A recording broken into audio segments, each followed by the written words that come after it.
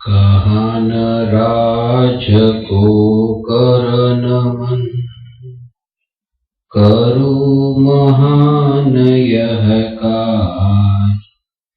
आत्मज्ञान की प्राप्ति है, मंगलमय सुख सार। मंगलमय सुख सार।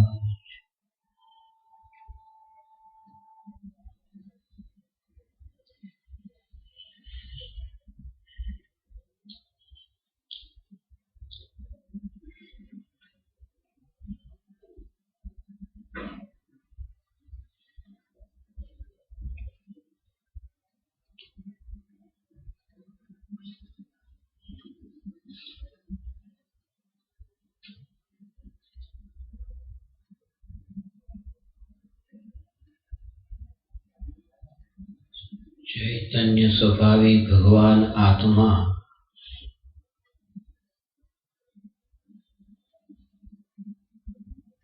જે સમયે જ્ઞાનની પર્યાયમાં જણાય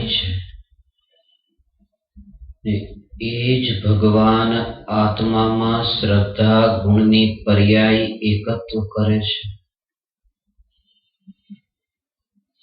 તે જ સમયે ચારિત્ર ગુણની પર્યાય ત્રિકાળી ધ્રુવ ભગવાન આત્મામાં સ્થિર થાય છે। આત્માના અનંત ગુણોની પર્યાય આત્મોન્મુખ થાય છે। એવી અભૂતપૂર્વ દશાને નિર્વિકલ્પ સ્વ સંવેદન પ્રત્યક્ષ આત્માનુભૂતિ કહે છે।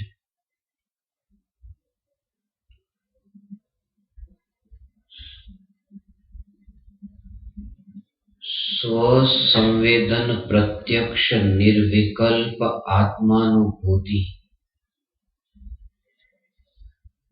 આવી અપૂર્વ આત્માનુભૂતિને ઉપલબ્ધ એવા અનંત જ્ઞાનીઓ ત્રણ લોકમાં પૂજ્ય છે। અને એ અનંત જ્ઞાનીઓની ઓળખાણ કરાવનાર સદગુરુ આપણા માટે પરમ પૂજ્ય છે।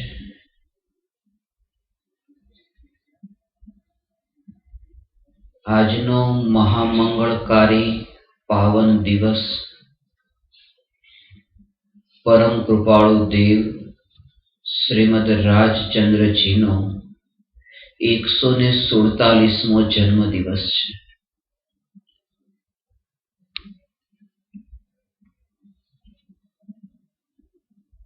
વૈજ્ઞાનિક કહે છે કે જ્યારે જન્મ લેતી વખતે એ બાળક જ્યારે પ્રસૂતિના કાળે માતા વેદનાને સહે છે એ સમયે બાળક પણ એ વેદનાને સહે છે। અને માતા જે વેદનાને સહે છે એના કરતા હજારો ગુણી વેદના એ બાળક સહે છે। તેમ છતાં પણ જન્મ થયા પછી એ બાળક એ વાતને ભૂલી જાય છે કે મેં આવી ભૂતકાળમાં વેદના સહન કરી હતી। અને પાંચ ઇન્દ્રિયના વિષયના ભોગોમાં એવો તલ્લીન થઈ જાય છે। આજનો જે આ દિવસ જેને મહામંગળકારી દિવસ એટલા માટે કહ્યું કે જ્ઞાનીઓનો જન્મ પણ અન્ય જીવોના કલ્યાણ થવા માટે નિમિત્ત બનનારો છે।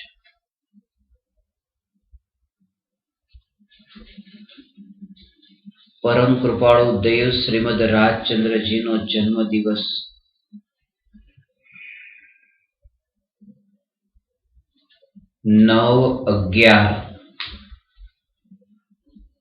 1867 ની સાલ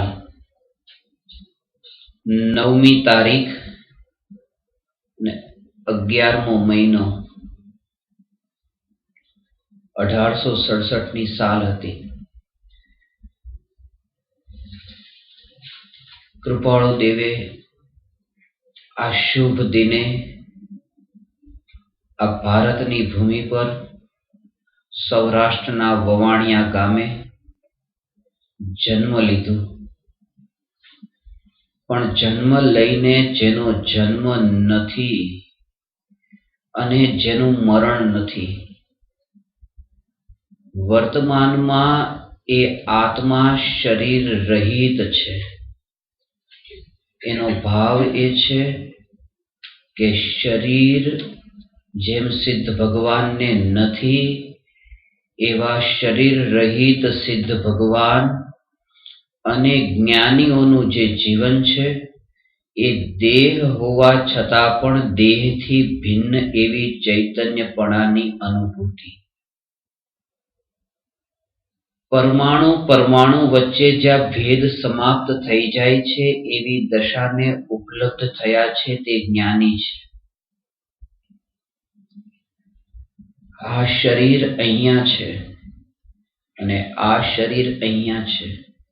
આ શરીરના પરમાણુઓ અહીંયા છે.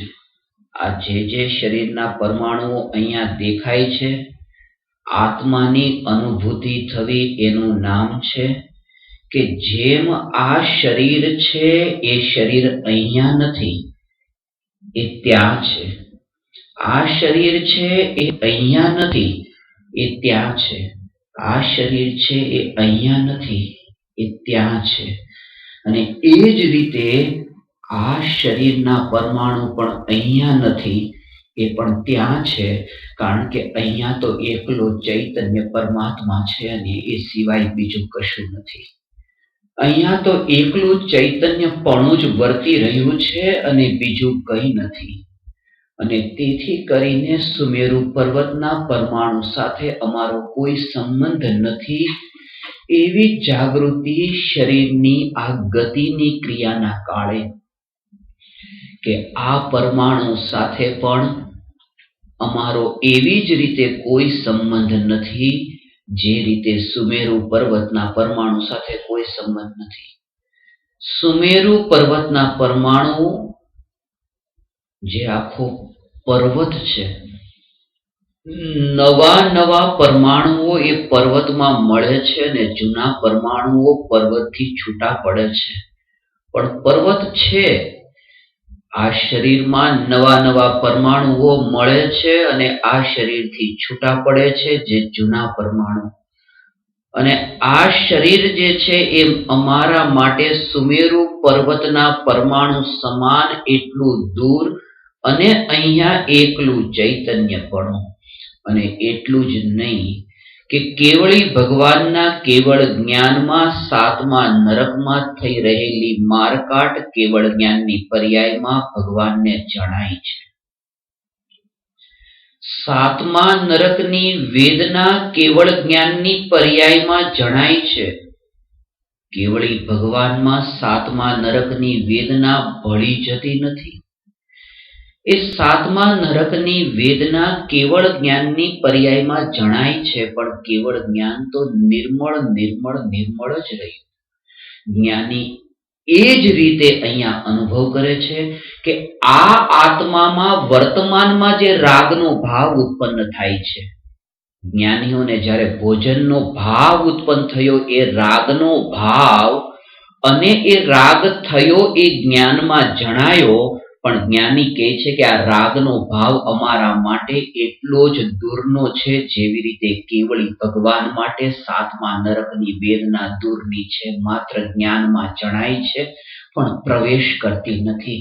અને આવી અનુભૂતિને જે ઉપલબ્ધ થયા છે એવા કૃપાળુ દેવનો આજે જન્મદિવસ છે.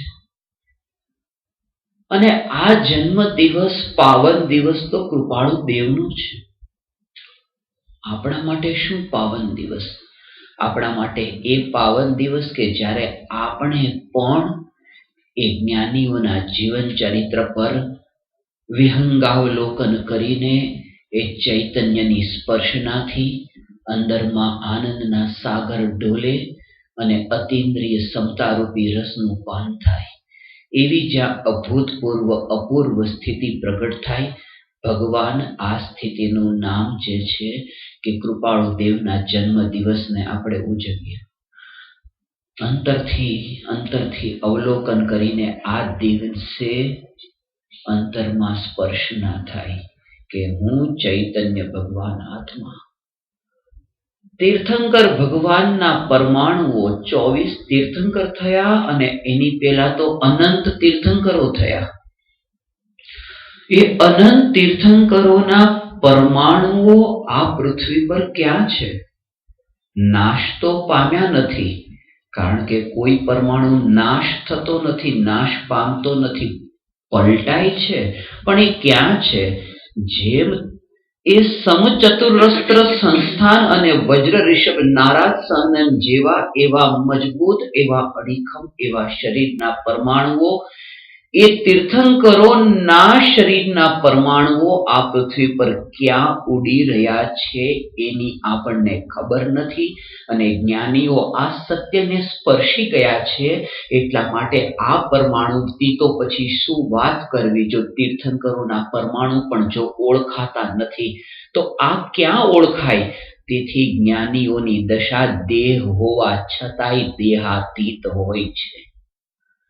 અને એ દશા બહુ અભૂતપૂર્વ છે. પરમાત્મા ભગવાન આજે આપણને અવસર મળ્યો છે, આ અદ્ભુત અને પાવન અવસર. આ દેહના પરમાણુમાં ક્યાંય અમે નથી, એટલે કે ક્યાંય ચૈતન્યપણું વ્યાપતું નથી.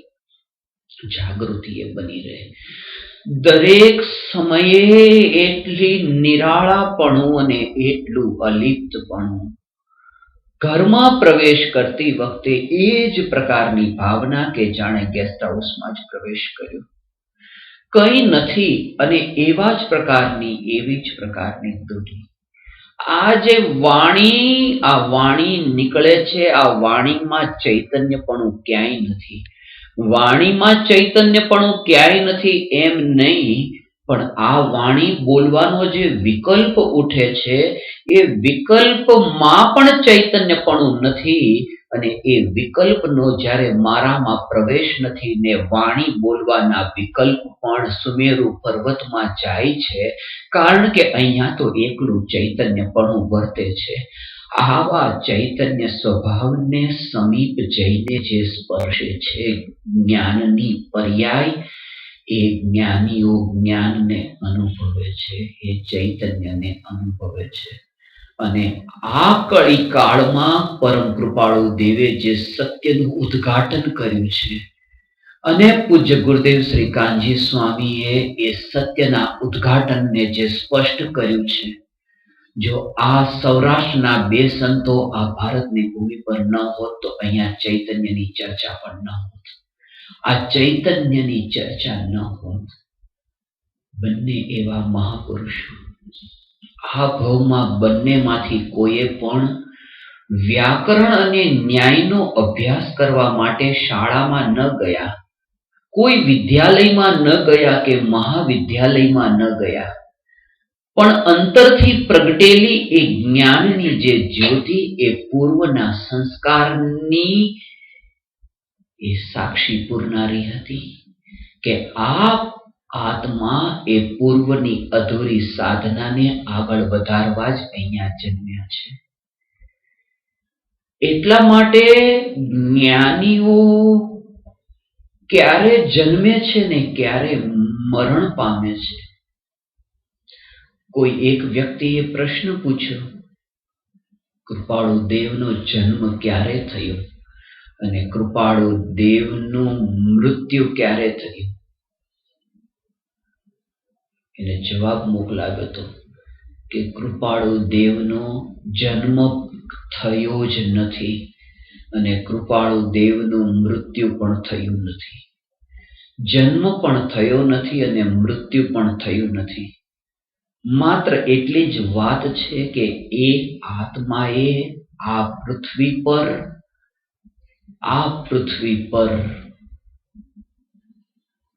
9/11/1867 દિવસે મુલાકાત લેવાનું શરૂ કર્યું અને 9મી એપ્રિલ 1901 દિવસે એ મુલાકાત પૂરી કરીને પાછા ફર્યા. જન્મ અને મરણની વાત જ નથી. પરદેશ જઈએ અને ત્યાં પાસપોર્ટ પર સ્ટેમ્પ લાગે એનું નામ જન્મ થોડું છે. એનું નામ તો ત્યાં મુલાકાત શરૂ થઈ, એ દેશમાં પગ મુકાયો અને પાછા ફર્યા તો સ્ટેમ્પ છે એ નથી બતાવતો કે હવે મરણ થયું, મુલાકાત પૂરી થઈ. ન કૃપાળુ દેવ જન્મ્યા છે, ન મૃત્યુ પામ્યા છે, માત્ર મુલાકાત લઈ ગયા હતા. 33 વર્ષ અને 5 મહિનાની આ ભૂમિની સ્પર્શના કરીને એ આત્મા વિદાય લે છે. અને એ મહાપુરુષ કે જેમનામાં પૂર્વના સંસ્કાર એક અભૂતપૂર્વ એક આત્મામાં કોતરાતી એવી સ્થિતિ છે, બહુ અદ્ભુત છે. કશું યાદ નથી રહેતું. આ ભવમાંથી મરણ થયું ને આવતા ભવમાં ભગવાન આપનો જન્મ થયો, આપણને કશું યાદ નથી. એનું પ્રમાણ એ છે કે આ ભવમાં ગયા ભવનું આપણને કંઈ યાદ નથી. તો શું પ્રમાણ છે કે આ ભવમાં ભણેલા શાસ્ત્રોને યાદ કરેલી ગાથાઓ, શ્લોકો ને ટીકાઓ ને આ બધા પદો આવતા ભવમાં યાદ રહેશે? શું પ્રમાણ છે એનું? કોણ કે યાદ રહેશે? યાદ કઈ રહેતું નથી, કઈ યાદ રહેતું નથી. પણ એક સંસ્કાર એક એવી વસ્તુ છે, જેમ અગાસી ઉપર પાણી રેડવામાં આવે અને એ પાણી જે લાઈનથી એ પાણી ગયું અને સૂર્યના કિરણો એના ઉપર પડે છે અને એ પાણી પછી સુકાઈ જાય છે. પાણી સુકાઈ જાય છે, સાપ જતો રહે છે પણ લીસોટા રહી જાય છે. એવી રીતે પાણી સુકાઈ જાય છે પણ એ પાણીના નિશાન ત્યાં રહી જાય છે. અને એ નિશાન બહુ મહત્વના છે, બહુ મહત્વના છે. કારણ કે બીજી વાર જ્યારે ત્યાં પાણી નાખવામાં આવે ત્યારે એ પાણી એ જ રેખાને લઈને આગળ વધે છે, આડું અવળું નથી જતું. પાણી ન રહ્યું પણ એ જે રેખા રહી ગઈ છે એનો અર્થ જ જ્ઞાનીઓ કહે છે આનું નામ જ સંસ્કાર છે. આવતા ભવમાં આ ભવનું કંઈ જતું નથી, જ્ઞાન કંઈ યાદ રહેતું નથી, પણ એ જે સૂકી રેખા રહી ગઈ તો આવતા ભવમાં જ્યાં પણ જન્મ થશે એની જે ગતિ અને એની જે ધારા એના તરફ તે આગળ વધશે. કૃપાળુ દેવ અને પૂજ્ય ગુરુદેવ શ્રી કાનજી સ્વામી આ એ રેખાના પ્રત્યક્ષ દ્રષ્ટાંત છે. કારણ કે આ ભવમાં કોઈ શાસ્ત્રનું અભ્યાસ ન કરી અંતરથી જે આ ચૈતન્ય પરમાત્માના અંતરથી ભાવોદ્ઘાટન થાય છે, ક્યાંથી થાય છે? આ પૂર્વના સંસ્કારની સાક્ષી પુરુષ કૃપાળુ દેવ અને કૃપાળુ દેવ ની આત્મસિદ્ધિ શાસ્ત્રની રચના.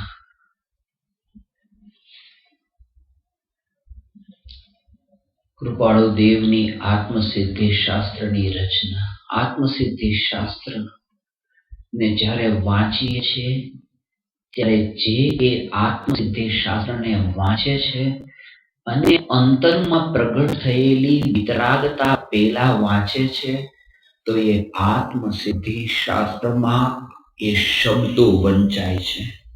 એટલા માટે મિથ્યા દ્રષ્ટિ જીવો જ્યારે આત્મસિદ્ધિ શાસ્ત્રના શબ્દોનું વાંચન કરે છે ત્યારે મિથ્યા દ્રષ્ટિ જીવને આત્મસિદ્ધિ શાસ્ત્રના શબ્દોનું વાંચન એવી રીતે થતું હોય છે જેવી રીતે અજ્ઞાનીઓ છાપા વાંચે છે. બીજું કોઈ એનામાં એનું ફળ મળતું નથી. એનું કારણ એ છે કારણ કે અંતરમાં જ્યાં સુધી એ અહોભાવ ને મહિમા ભાવ નહીં આવે ત્યાં સુધી આત્મસિદ્ધિ શાસ્ત્ર એ શાસ્ત્ર નથી. એના માટે માત્ર એક લખેલા શબ્દો છે, વાક્યો છે, બીજું કંઈ નથી.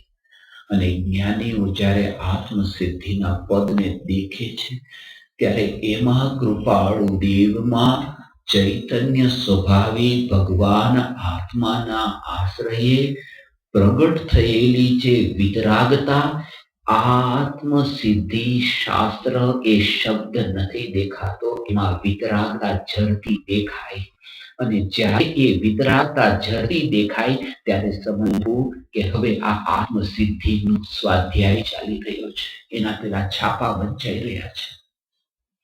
જે સ્વરૂપ સમજ્યા વિના એ વાંચતી વખતે એ જ ઉપર એક માત્રા લાવી એમ જે નહીં, પણ એ વાંચતી વખતે એ ચૈતન્યની અનુભૂતિ, એ ત્રિકાળી ધ્રુવની અનુભૂતિ, એ અનુભૂતિને સ્પર્શીને જે આ વાણી જે લખાઈ રહી એમાં વિતરાગતા જ્યાં ઝરતી દેખાય છે, અને એ વિતરાગતા જ્ઞાની પણ પ્રગટ થયા પહેલા એ આત્મસિદ્ધિ શાસ્ત્રમાં નહીં દેખાય. અને એટલા માટે જ તે અનેક વાર પાઠ કર્યા, અનેક વાર આત્મસિદ્ધિનું વાંચન કર્યું, પણ શું પ્રાપ્ત થયું? કારણ કે ભૂલ એ થાય છે કે આપણે આત્મસિદ્ધિ શાસ્ત્રનું વાંચન કરીને આત્માના અનુભવની કોશિશ કરીએ છીએ. પણ ખરેખર વાત એમ છે કે આત્માની અનુભૂતિ જ્યારે થાય છે ત્યારે આત્મસિદ્ધિ શાસ્ત્રના શબ્દના ભાવ અને રહસ્ય ખબર પડે છે. એના પહેલા તો કંઈ ખબર નથી. આનો ભાવ બહુ ઊંડો છે. શાસ્ત્ર વાંચવાથી આત્મા ઓળખાતો નથી. આત્મા જ્યારે ઓળખાય છે ત્યારે જ્ઞાનીઓના શાસ્ત્રોના શબ્દોના રહસ્ય સમજાય છે. અને આ બહુ ઊંડા એના ભાવ છે. ભગવાન એના ભાવ બહુ ઊંડા છે. તમે સાંભળ્યું એ છે કે દેશના સાંભળો તો તમે અનુભવ કરશો, પણ એ દેશના સાંભળવાથી અનુભવ ક્યાં થયો? પ્રાયોગ્ય સુધી તો પહોંચ્યો. પ્રાયોગ્ય સુધી તો પહોંચ્યો ક્યાં થયો? એ આત્માનો ચૈતન્ય પરમાત્માનો અનુભવ. એટલા માટે એક વાત ખાસ યાદ રહે, એક ચૈતન્ય પરમાત્માની અનુભૂતિ થતા શાસ્ત્રમાં શબ્દો જે છે એ શબ્દના ભાવ જ્ઞાનીઓ જાણે છે, ઓળખે છે, સમજે છે. અનુભૂતિ થતા કારણ એનું એ છે કે આત્માની અનુભૂતિ પહેલા પરમાત્માને માથું ઝૂકવ્યું એ તો ખાલી કુળાગ્ર હતો, બીજું કઈ નતું. અને એક કારણ છે કે જો આજે તમને સમયસાર રૂચતું હોય તો એ સમયસાર એ કુંદકુંદાચાર્યની અનુભૂતિની વાણી છે એટલે રૂચ્યું છે. પણ તમને કોણે કીધું કે કુંદકુંદાચાર્યને અનુભવ થયો? તમારી પાસે શું પ્રમાણ છે એનું કે કુંદકુંદાચાર્યને અનુભવ થયો તો સમયસારમાં લખેલી વાત સાચી છે? એ તો તમને એટલે સાચી લાગી છે કારણ કે જે પરિવારમાં સમયસાર મનાય છે ત્યાં જન્મ થયો છે. આ કુળ પરંપરાથી સત્ય લાગ્યું છે. અને બહુ એમાં ઊંડા રહસ્ય છે. કુળ પરંપરાથી કૃપાળુ દેવ જો વંદનીય લાગ્યા છે તો નહીં કે એ અંતરમાં વિતરાગતા, કારણ કે વિતરાગતા તો તમને દેખાણી ક્યાં જ્યાં સુધી તમારામાં વિતરાગતા ન પ્રગટે. જેની દ્રષ્ટિમાં વિતરાગતા છે એને જ્ઞાનીઓની વિતરાગતા દેખાય છે. અને એની પહેલા જે કંઈ પણ હાથ જોડાઈ રહ્યા છે એ તો કુળનો આગ્રહ છે. કારણ કે દેવશાસ્ત્ર ગુરુની જે ભક્તિના જે ભાવ આવે છે અને દેવશાસ્ત્ર ગુરુ પ્રત્યેની જે શ્રદ્ધા છે એ શ્રદ્ધાનું નામ તો વ્યવહાર સમ્યક દર્શન છે. દેવશાસ્ત્ર ગુરુની શ્રદ્ધા તે વ્યવહાર સમ્યક દર્શન છે. અને નિશ્ચય પ્રગટ્યો હોય ત્યાં વ્યવહાર હોય છે. આત્માની અનુભૂતિ પછી શાસ્ત્ર સમજાયું એમ કહેવાય છે, એના પહેલા નહીં. આત્માની અનુભૂતિ પછી કૃપાળુ દેવને વંદન થાય છે. એના પહેલા તો જે થાય છે એ કુળનો આગ્રહ છે, બીજું કંઈ નથી. અને એટલા માટે તે નિશ્ચય હોય તો વ્યવહાર હોય. અનુભૂતિમાં એ વિતરાગતા જે જીવને પ્રગટ થઈ છે એ જીવને કૃપાળુ દેવનો આ પાસળીઓ નથી દેખાતી. એ શરીરના પ્રત્યેક પરમાણુમાં આમાં પણ દેખતા અંદરમાં જે રાગનો રસ જે હતો એ રસ જ સુકાઈ ગયો. અને આ બહુ અદ્ભુત અને અપૂર્વ સ્થિતિ છે. બહુ અદ્ભુત અપૂર્વ સ્થિતિ છે. નાળિયેરનો ગોળો નાળિયેરમાં છે, પણ નાળિયેરથી છૂટો પડી ગયો છે. એ નાળિયેરનો ગોળો નાળિયેરથી છૂટો કેવી રીતે પડ્યો? કારણ કે ગોળાને થોડોક દિવાલમાં છે એને ધકેલ્યો તો થોડોક છૂટો પડ્યો, પછી બીજી દિવાલમાં ધકેલ્યો, જમીન પર એને દડાવ્યો. એ નાળિયેરને એવું દડાવ્યું કે નાળિયેરનો ગોળો છૂટો પડતો ગયો. આવી રીતે છૂટો ન પડે, ક્યારેય છૂટો ન પડે. નાળિયેરનો ગોળો તો ત્યારે છૂટો પડે કે અંદરથી પાણી સુકાઈ જાય તો ગોળો છૂટો પડે. એવી રીતે જ્ઞાનીઓમાં મિથ્યાત્વનો રસ જે સુકાઈ ગયો છે, એટલા માટે એ આત્મા દેહમાં રહીને દેહથી છૂટો પડી ગયો છે. કારણ કે મિથ્યાત્વનો રસ કૃપાળુ દેહમાં હવે રહ્યો નથી. અને એટલા માટે જ્ઞાનીઓ કહે છે, આ દેહ છતાં જેની દશા વર્તે દેહાતીત, આ ચૈતન્ય જ હવે. અને એનો ભાવ એ છે, કૃપાળુ દેવ જો કહે છે કે દેહ છતાં જેની દશા વર્તે દેહાતીત, એનો ભાવ એ છે કે વિકલ્પ છતાં જેની દશા વર્તે વિકલ્પાતીત. હવે તો રાગના વિકલ્પ ઉત્પન્ન થાય છે, પણ ચૈતન્ય સિવાય અમે ક્યાંય નથી. અમે તો ક્યાંય નથી. અમે અમારા ચૈતન્ય પરમાત્મામાં છીએ.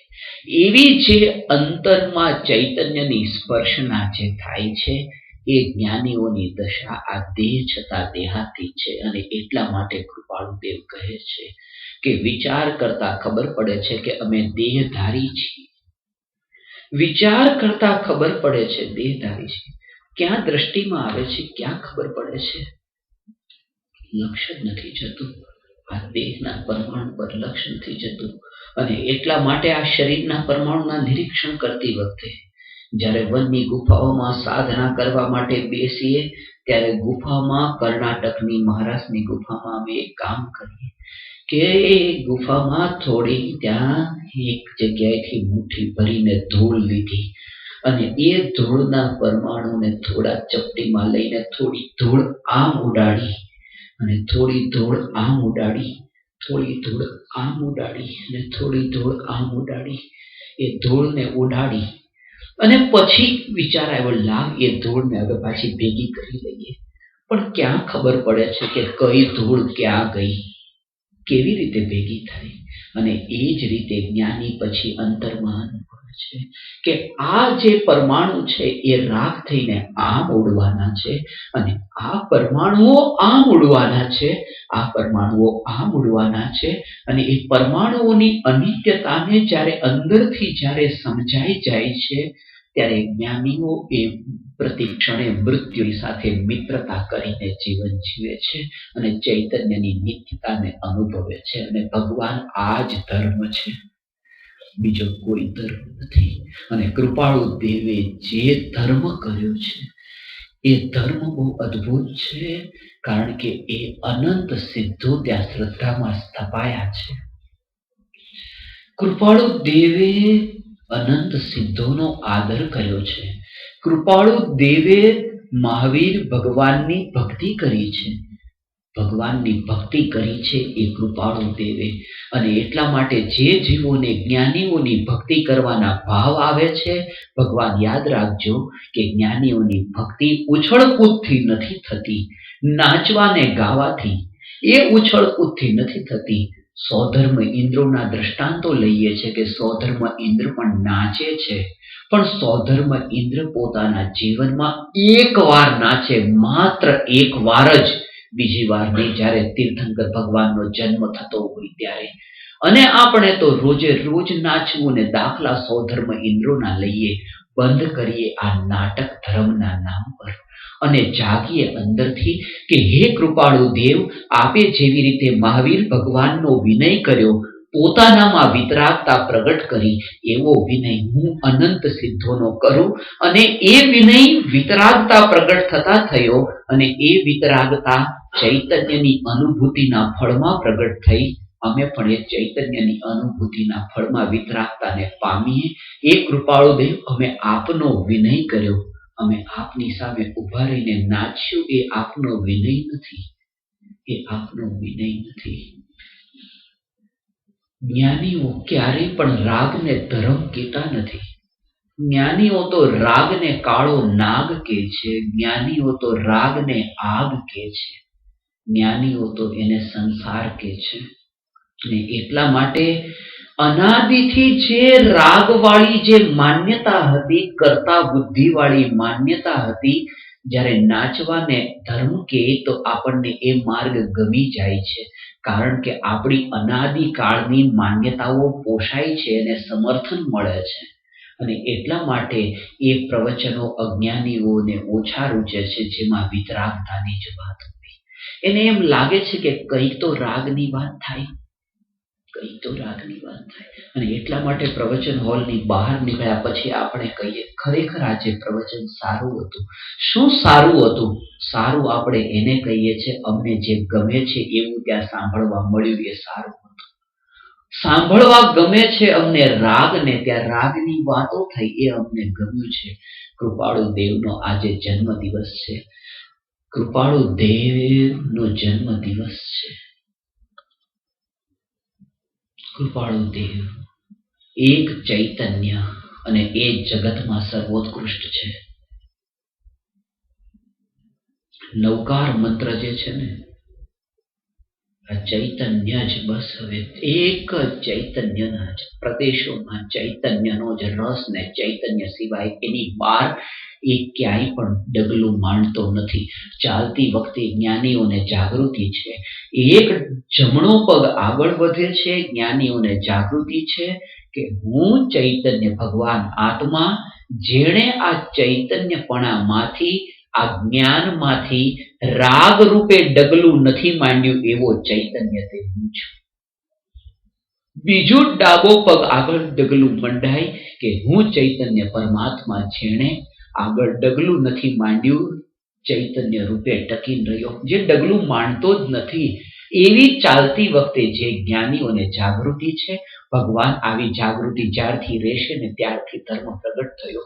આ પંચમ કાળમાં ધર્મનો એવો લોપ થયો છે. મોક્ષ માર્ગનો કૃપાળુ દેવે કહ્યું એ પરમ સત્ય પ્રમાણ સાથે અત્યારે લોકમાં ઘટિત થઈ રહ્યું છે. એટલા માટે કૃપાળુ દેવ જે કહે છે, વર્તમાન આ કાળમાં મોક્ષ માર્ગ બહુ લોપાઈ રહ્યો છે, લોપાઈ રહ્યો છે. પણ એને જ્ઞાનીઓ કહે છે કે અમે નહીં લોપાવા દઈએ. અમે અનુભૂતિના પ્રમાણથી અમે સત્યને સાથે કોઈ બાંધછોડ નહીં કરીએ. ચક્રવર્તીનું પદ પણ મળે, પણ ગુરુદેવ કહેતા, કાનજી સ્વામી કહેતા કે ચક્રવર્તીનું પદ મળે તો પણ અમે સત્યની સાથે કોઈ બાંધછોડ નહીં કરીએ. એમાં કંઈ નહીં. અમે સત્ય જે છે એ સત્યની જ પ્રરૂપણા. કારણ કે થાય કેવી રીતે અસત્યની પ્રરૂપણા? જો અનુભવ સત્ય હોય તો વાણી અસત્ય નીકળે કેવી રીતે? કારણ કે અનુભવથી મહાન જગતમાં બીજું કંઈ નથી, તો વાણીમાં અસત્યપણું નીકળે ક્યાં? કારણ કે એક ચૈતન્ય જ્યારે અનુભવાય ત્યારે એક અનુભવાય છે, અને એક છે અને લોકમાં સર્વોત્કૃષ્ટ છે.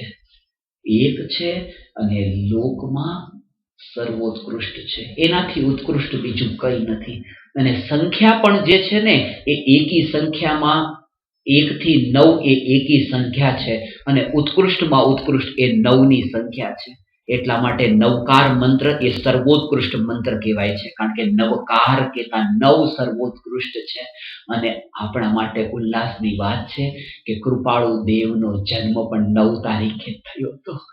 આ ઉત્કૃષ્ટ જ્ઞાનીઓ છે.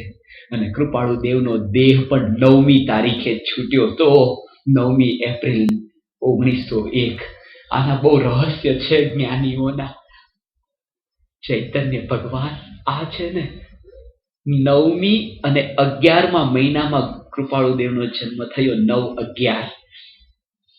હમણાં સિક્રેટ ઓફ આત્મસિદ્ધિ શાસ્ત્ર પર જે વિવેચન ચાલી રહ્યું છે, કૃપાળુ દેવ કહે છે એક ભગવાન આત્મા જે છે એ જ આધાર છે, એ જ એકમાત્ર આધાર છે. અને 11 પ્રતિમાનું પાલન 5મા ગુણસ્થાનમાં, કૃપાળુ દેવ 5મ ગુણસ્થાન વતી.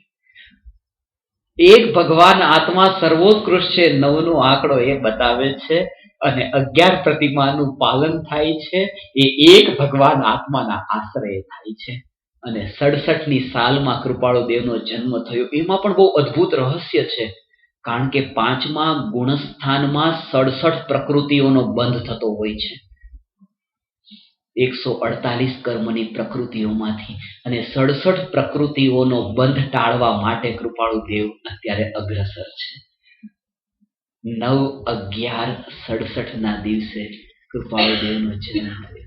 કૃપાળુ દેવે જે અનુભૂતિના પ્રમાણથી, અંતરની અનુભૂતિથી, જગતની અસારતાને ક્ષણિકના બોધના બળે નિત્યની અનુભૂતિથી આત્મસિદ્ધિ શાસ્ત્રની જે રચના થઈ છે, ક્ષણિકનો બોધ થયો, ક્ષણભંગુર સ્વરૂપ બતાવે છે. એટલા માટે તો એ કહ્યું કે ગામા નામના પહેલવાન પાસે શક્તિ હતી કે એ પોતાની શક્તિ વડે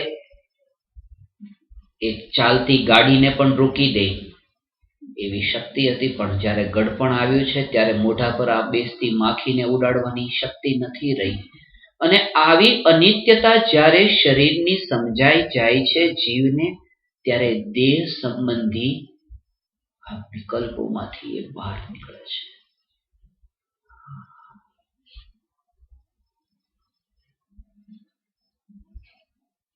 ચૈતન્ય પરમાત્મા, જ્ઞાની એ ચૈતન્યની અનુભૂતિના બળ અને ક્ષણિકના બોધના બળે કૃપાળુ દેવ એ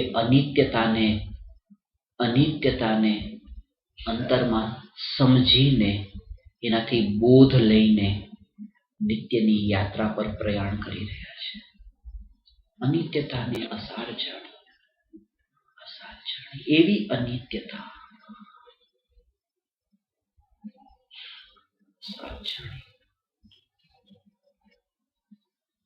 પ્રત્યેક આત્મામાં પરમાત્મા જાણ્યો ને પરમાત્મા દેખ્યો. અજ્ઞાનીઓને 2 કાર્ય થાય છે, અને જ્ઞાનીઓની સ્થિતિ અલૌકિક છે. કૃપાળુ દેવની આ સ્થિતિ હતી. ઠંડી હવા લાગે છે, અજ્ઞાનીઓ એ ઠંડી હવાને ભોગવે છે. કાં તો એ ઠંડી હવાને ભોગવે છે, અથવા તો એ ઠંડી વધારે લાગે છે એને દુઃખરૂપ માને છે, અથવા તો કોઈ સુખરૂપ માને છે. આ વધારે ઠંડુ છે, કોઈ એને દુઃખરૂપ માને છે અને કોઈ એને સુખરૂપ માને છે. અને જ્ઞાનીની દ્રષ્ટિ એ છે કે હે વાયુ કાયિક, તમે 3 લોકના નાથ પરમાત્માઓ, તમે પણ મુક્તિને પામો. જે અમે આ ચૈતન્યની પરમાત્માની ચર્ચા સાંભળીએ અને અનુભૂતિ તરફ આગળ વધે, હે વાયુ કાયિક જીવ, તમે પણ આ મુક્તિને પામો. જ્ઞાનીઓ ઠંડી હવાને ભોગવતા નથી, અને કૃપાળુ દેવ એનું પ્રમાણ છે. કારણ કે કૃપાળુ દેવના મમ્મી જ્યારે દૂધીને છાલ સમારે ત્યારે આંખમાં આંસુ આવે છે કે આમાં પણ 3 લોકના નાથ પરમાત્માઓ આ એક સમયના પેટને ભરવા માટે 3 લોકના નાથ પરમાત્માઓની આવો એનો ઘાત થાય છે. એટલા માટે દુનિયા કહેતી કે મુંબઈ એ મોહમયી નગરી છે, પણ કૃપાળુ દેવ કહેતા કે મુંબઈ એ સ્મશાન છે. મુંબઈ એ સ્મશાન છે. તો કે મુંબઈ સ્મશાન ક્યાં છે? સ્મશાનમાં તો મળદા હોય. ઝવેરી બજારમાં કહેતા કે મુંબઈ તો સ્મશાન છે, કે સ્મશાનમાં તો મળદા હોય, અહીંયા મળદા ક્યાં છે? ત્યારે કહેતા કે લોકોએ પોતાના ચોર ખિસ્સાની અંદર જે હીરા ભર્યા છે ને, આ પૃથ્વી કાયિક જીવોના મળદા છે, અને અમે સ્મશાનમાં ઊભા છીએ આ પૃથ્વી કાયિક જીવોના મળદાને અંદરમાં આ ભેગા કરી જો લોકો ઊભા છે અહીંયા, અને કોઈના બંગડીના અંદર ને કોઈના કાનની બુટીમાં ને એમાં દફનાવવા માટે લોકોએ મળદાને ઊભા છે. જ્ઞાનીઓ એ એકેન્દ્રિયોને ભોગવતા નથી, એને પણ પરમાત્મા તરીકે દેખીને એનાથી પણ કરુણા ભાવ એટલો વર્તે છે. અને આ કરુણા ભાવ ત્યારે જ વર્તી શકે જ્ઞાનીઓને જેણે અહીંયા પરમાત્માને અનુભવ્યો છે ને, એનું પરિણામ છે કે અહીંયા પણ પરમાત્મા દેખાય છે. એક પરમાત્મા અહીંયા અનુભવાય છે, હવે તો બધે પરમાત્મા અનુભવાય છે. હવે તો ઝાડને દેખતા ઝાડ નહીં, હવે તો એ પરમાત્મા જ અનુભવાય છે. અને ભોગોની અનિત્યતા અને આત્માની નિત્યતા જ્ઞાનીઓના જીવનમાં કોતરાઈ ગઈ છે. કૃપાળુ દેવ એનું પ્રત્યક્ષ પ્રમાણ છે. એટલે કૃપાળુ દેવ કહે છે કે મૃત્યુની સાથે મિત્રતા રાખીને જીવન જીવવામાં બહુ આનંદ છે. અને એ બહુ અભ્યાસ કરવા માટે હું સાધકોને ખાસ કહું છું કે તમે સાધના કરો છો તો ત્યારે તમે જાગૃતિપૂર્વક આવી રીતે હવે અભ્યાસ કરજો. અમે સવારના જ્યારે કપડાં પહેરીએ છીએ ત્યારે એક વિચાર આવ્યા વિના નથી રહેતો કે આ કપડાં અમારે ઉતારવાના નથી, આને તો કોઈ પરિવારજનો ઉતારવાના છે. રસ્તા પર નીકળીએ છીએ, એક્સિડન્ટ સાથે છે, મૃત્યુને મુઠ્ઠીમાં રાખીને ચાલવામાં આનંદ છે. પહેરતી વખતે પહેરે ઉતારનારો કોઈ બીજો હશે. કોળિયો મોઢામાં જાય છે ત્યારે એ જાગૃતિ વર્તે કે આ કોળિયો જે પેટમાં ગયો એને કાઢવા માટે પણ અમારું જીવન આગળ નથી, એના પેલા મૃત્યુ આગળ દેખાય છે. અને એનાથી પણ હજુ આગળ જે શ્વાસ અંદર જાય છે ત્યારે એ જાગૃતિ કે આ બહાર નીકળવા પૂરતું પણ મારું આગલું જીવન છે, અમે એની રાહ નથી જોતા. અનિત્યતા ભગવાન અસાર જ્યાં સુધી નહીં લાગે ને ત્યાં સુધી નિત્યતાની અનુભૂતિ નહીં થાય. અને કૃપાળુ દેવ આ હાડકા નથી, આ ચામડા નથી, આ અનિત્યતાનું પ્રમાણ છે કે અનિત્યતા જે છે એમાં પણ નિત્યતા અંતરમાં અનુભવાય. અહીંયા દેહની અનિત્યતા ને આત્માની નિત્યતા. દેહની અનિત્યતા ભગવાન અને આત્માની નિત્યતા. આત્માની નિત્યતા.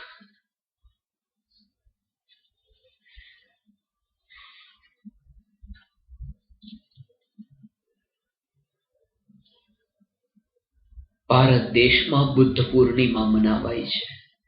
બુદ્ધ કહેવાય છે કે પૂર્ણિમાના દિવસે બૌદ્ધ ધર્મમાં કહેવાય કે જ્ઞાનને પ્રાપ્ત થયા હતા. પણ મહાવીર ભગવાન તો અમાસના દિવસે જ્ઞાન પામ્યા, મુક્તિને પામ્યા. અને એમાં કંઈક જોર છે. અને જોર એ છે કે 12મા ચંદ્રમાં પૂર્ણ રૂપે પૂર્ણિમા રૂપે ખીલેલો હોય અને અંદરમાં કોઈને જ્ઞાન પૂર્ણિમા રૂપે ખીલે એમાં કોઈ દમ નથી. પણ વાત તો એ છે કે 12મા ઘોર અંધારું અને અંદરમાં મુક્તિની લક્ષ્મી સાથે વરણ થતું હોય તો એ વાત દિવાળી આપણને બતાવે છે કે બહારનું અંધારું અંદરની જ્યોતિને પ્રગટ થવા માટે બાધક બનતું નથી. અને અંધારાની પાછળ બહુ ઊંડા રહસ્ય છે. એનું રહસ્ય એ છે કે શરીરની સ્થિતિ અને બહારના સંયોગોમાં એવી પ્રતિકૂળતા આવે, એવી બીમારી આવે, એવું અંધારું પણ હોય તો પણ અંદરની જ્યોતિ પ્રગટ થવામાં તમને કોઈ બાધા નહીં પહોંચે. અને કૃપાળુ દેવનું આ જે શરીર દેખાઈ રહ્યું છે એ શરીરની બીમારી જે દેખાઈ રહી છે એ બહારનું અંધારું છે અને અંદરમાં ચૈતન્યની જ્યોતિ પ્રકાશિત થઈ રહી છે. જે મહાવીર ભગવાનને અમાસના દિવસે મુક્તિની એ નિર્વાણની લક્ષ્મી પ્રગટ થઈ હતી. કૃપાળુ દેવ ભગવાન જો આવું છે કે દિવાળીના દિવસે આપણે કોડિયા પ્રગટાવીએ છીએ અને એમાં કોડિયાનો જે પ્રકાશ, એ જે જ્યોતિ છે ને એ અગ્નિની જ્યોતિ, એ જ્યોતિ ઉર્ધ્વગામીની છે. પાણીનો સ્વભાવ તો ઉપરથી નીચે જવાનો છે, આગનો સ્વભાવ નીચેથી ઉપર જવાનો છે, હવાનો સ્વભાવ આડું જવાનો છે, આગનો સ્વભાવ તો ઉપર જવાનો છે. કદાચ જો આગ આડી પણ જાય છે તો એ તો હવાના નિમિત્તથી જાય, પણ એનો સ્વભાવ તો ઉપર જવાનો છે. અને એ કોડિયામાં જે દીવો પ્રગટાવ્યો છે દિવાળીના દિવસે એ તો બતાવે છે. અને ખાસ આપણે એ પસંદ કર્યો કે કોડિયું માટીનું રાખ્યું, કોઈ પિત્તળનું ન રાખ્યું, સોના ચાંદીનું ન રાખ્યું. કારણ કે જે માટીના કોડિયામાં જ્યોતિ પ્રગટ થઈ શકે છે, કૃપાળુદેવ કહે છે કે આ દેહ તો અમારા માટે માટી છે અને અંદરમાં જ્ઞાનની જ્યોતિ પ્રગટ થઈ શકે છે. એ પ્રતીક છે. જ્ઞાનીઓ આ દેહને માટીના પરમાણુ તરીકે દેખે છે અને એટલા માટે જ્ઞાનીઓ આને રાખ થશે પછી રાખ નથી દેખતા. જ્ઞાનીઓ એને આને આ રાખનો જથ્થો છે. આ દિવાલ જે છે, સિમેન્ટમાં પાણી નાખીને એમાં દિવાલ આ તૈયાર થઈ, પણ અંતે તો માટી છે, પણ ચણેલી છે, ગોઠવાયેલા પરમાણુ છે. જ્ઞાની કે છે આ રાખના જ પરમાણુઓ છે, થોડા ગોઠવાયેલા છે, ચણેલા છે. આ રાખની દિવાલ સિવાય અમને બીજું કંઈ દેખાતું નથી ભગવાન, કારણ કે ચૈતન્ય છે. એક જ જ્યાં એક ને એક જ લક્ષ્ય જ્યાં છે, કૃપાળુદેવ કહે છે ક્ષણિકનો બોધ એનું નામ છે કે એક ચૈતન્ય પરમાત્મા સિવાય બીજું કંઈ નહીં. આવો વહેતો પ્રવાહ જેને અંદરમાં સમજાઈ ગયો. શરીરના પરમાણુ, આ રાખની બનેલી દિવાલ. અને ખાસ વાત તો એ છે કે અહીંયા પણ અમે આ જે રાખની દિવાલની વચ્ચે અને સ્વર્ગમાં દેવ તરીકે જન્મ થાય તો એ પણ રાખની દિવાલ, દેહ માત્ર રાખ, અંતે તો પરમાણુ. એક દર્પણને અહીંયા રાખ્યું અને દર્પણને સામી દિવાલ છે એ દિવાલ તરફ રાખવામાં આવ્યું તો એ દિવાલ દર્પણમાં પ્રતિબિંબિત થાય છે. અને જ્યારે એ દર્પણને આમથી હવે બીજી દિવાલ તરફ લઈ જવામાં આવે ત્યારે બીજી દિવાલ દર્પણમાં પ્રતિબિંબિત થાય છે. પણ દર્પણની નિર્મળતામાં કેટલો ફરક પડ્યો? કોઈ નહીં. દર્પણના સ્વરૂપમાં કેટલો ફરક પડ્યો? કોઈ નહીં. એની કિંમત કેટલી વધી કે ઘટી? કોઈ નહીં. આમનું આમ થાય છે. અત્યારે આ જ્ઞાનમાં, આ ચૈતન્ય ભગવાન આત્માના જ્ઞાનરૂપી દર્પણમાં આ શરીર રૂપી આ મનુષ્યના રાખની દિવાલ જણાય છે. અને આવતા ભવમાં આ દર્પણ ટર્ન થશે તો દેવના શરીરની એ જે દિવાલ એ ચૈતન્યના જ્ઞાન દર્પણમાં પ્રતિબિંબિત થશે. પણ જ્યાં ચૈતન્યનું જોર વર્તું હોય, એ ચૈતન્યની જ નિત્યતા વર્તી હોય, ત્યાં ચૈતન્યની એક ધારા વર્તે છે. દિવાલના બદલાવાથી અંદરમાં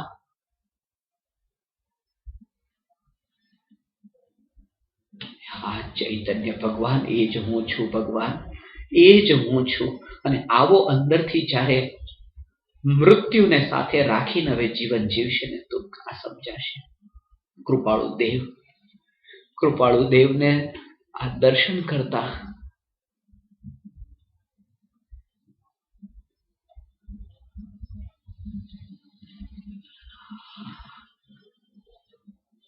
ચાલતી ફરતી સિદ્ધ શિલા છે, બીજું કંઈ નથી, જેમાં સિદ્ધનો વાસ છે. સિદ્ધનો વાસ છે. કૃપાળુ દેવની આ મુદ્રા એ વાતને બતાવે છે કે ભાગીને પ્રાપ્ત કરવાની ઘણી કોશિશ કરી પણ ન મળ્યું. તેથી કરીને હવે વિચાર આવ્યો કે લાવ જે ભાગીને દોડીને પ્રાપ્ત ન થયું એક સ્થાન પર બેસીને પ્રાપ્ત થાય તો. અને કૃપાળુ દેવને એ પ્રાપ્ત થયું. આ મુદ્રા એ વાતને બતાવે છે કે જે ભાગીને નથી મળતું એ બેસીને મળી જાય છે. ઘણા ભાગ્યા ઓફિસ તરફ, કમાણી તરફ, સંપત્તિ, પદ, પ્રતિષ્ઠા ને બધું વધારવા તરફ, પણ પછી કંઈ ન મળ્યું. રસ્તા ઉપર જે દોડ ચાલી રહી છે, કોઈ જમણી તરફ, કોઈ સામી બીજી તરફ, કોઈ આ તરફ, કોઈ આ તરફ, સિગ્નલો ઉપર દેખીએ ગાડીઓ આમથી આમ, આમથી આમ. શેના માટે ભાગી રહ્યા છે? દોડ તો ચાલી રહી છે, પણ એ દોડમાં કોઈ દિશા નથી, કોઈ દિશા નથી. એટલા માટે એક સાંભળ્યું હતું કે વિમાનના કેપ્ટન જ્યારે અનાઉન્સ કરે છે ઇન્ટરકોમ પર કે મારી પાસે 2 સૂચના છે, 2 સમાચાર છે, એક છે એ સારા છે ને બીજા ખરાબ છે. પેલા સારા સમાચાર આપું છું. સારા સમાચાર એ છે કે આપણું વિમાન અત્યારે 1000 કિલોમીટર પર અવરની સ્પીડથી ગતિ કરી રહ્યું છે. એટલું 1000 કિલોમીટર 1 કલાકમાં. આ સમાચાર સારા છે. અને ખરાબ સમાચાર એ છે કે આપણા વિમાનનું જે નેવિગેશન મેપ, દિશાસૂચક યંત્ર એ બગડી ગયું છે. ક્યાં જઈ રહ્યા છીએ એની ખબર નથી. શું કામની એ ગતિ? લોકો એવા ચાલી રહ્યા છે, ચાલી નથી રહ્યા, દોડી પણ રહ્યા છે, પણ ગતિ છે પણ દિશા નથી. અને જ્યાં દિશા નથી એ દિશા વિનાની જ્યાં ગતિ છે એ ગતિમાં કોઈ પ્રગતિ નથી. એટલા માટે એકમાત્ર ચૈતન્યની જે 11મી દિશા, એ ચૈતન્યની દિશા કઈ છે? લોકમાં તો 10 દિશા છે. પૂર્વ પશ્ચિમ ઉત્તર દક્ષિણ 4 ખૂણા ઉપર નીચે, આ 10 દિશા છે. જ્ઞાનીઓ કહે છે 10 દિશામાં તો બહુ યાત્રા કરી, 11મી દિશાની હવે યાત્રા આપણી પ્રારંભ થાય. અને 11મી દિશાની યાત્રા એટલે ચૈતન્યની યાત્રા. અને જે ચૈતન્યની યાત્રા જે છે ને, એ ચૈતન્યની યાત્રાનો અર્થ શું? આત્મામાં જે જ્ઞાન છે, જાણનારું જાણનારું જાણનારું જાણનારું, આ જાણવા રૂપ જે પરિણમન છે, એ જાણવા રૂપે જ પરિણમીને રાગ રૂપે પરિણમતું નથી. આગલી ક્ષણે જાણનાર, પછી પણ હું જાણનાર, પછી પણ હું જાણનાર. આવી રીતે જાણનાર જાણનાર જાણનાર, અને જાણનારના ઉપર જ્યાં જોર છે એ જાણનારની જે યાત્રા છે એ તો ચૈતન્યની આ જે મોક્ષ માર્ગની યાત્રા, આનું નામ છે. આ માર્ગ એકલાનો માર્ગ છે એનો અર્થ એમ નથી. જ્યારે આપણે એમ કહીએ છીએ કે આ એકલાનો માર્ગ છે એટલે કે આમાં ગુરુ પણ નથી એટલે એકલાનો માર્ગ છે, ભગવાન પણ તમને લઈ જનારા નથી એટલે આ માર્ગ એકલાનો માર્ગ છે, એમ નથી. એકલાનો માર્ગ એ અનુભૂતિ જ્યારે થાય છે ત્યારે રાગનો વિકલ્પ પણ બીજો ત્યાં વચ્ચે નથી. એ વિકલ્પ પણ બીજો થઈ ગયો. અહીંયા તો એકલો ચૈતન્ય એકમાત્ર જ અનુભવાય છે. એટલા માટે આ માર્ગ એકલાનો માર્ગ છે, આમાં બીજો કોઈ નથી. કૃપાળુ દેવનો આજે જે જન્મદિવસ છે એ વાતને બતાવે છે. 147મો જન્મદિવસ છે. ભગવાન આત્મા તો એક છે અને 47 શક્તિઓ સંપન્ન. 147 તો એ વાતને બતાવે છે. એક છે એમાં તો અનંત શક્તિ છે, પણ 47 શક્તિથી ભગવાન આત્માને સમયસારના પરિશિષ્ટમાં સમજાવ્યો છે. એટલા માટે અંદરથી આ કૃપાળુ દેવનો આજ જે જન્મદિવસ છે આપણને યાદ અપાવે છે કે ભાઈ તમે ભગવાન, તમારે મારી સામે નાચવા ગાવાની જરૂર નથી. તમે અનંત શક્તિશાળી પરમાત્મા છો. તમારી શક્તિની યાદ અપાવવા વાળો આજનો દિવસ છે. 147મો જન્મદિવસ એ આત્માની અનંત શક્તિની અનુભૂતિ માટે આ પ્રેરણા આપનારો દિવસ છે.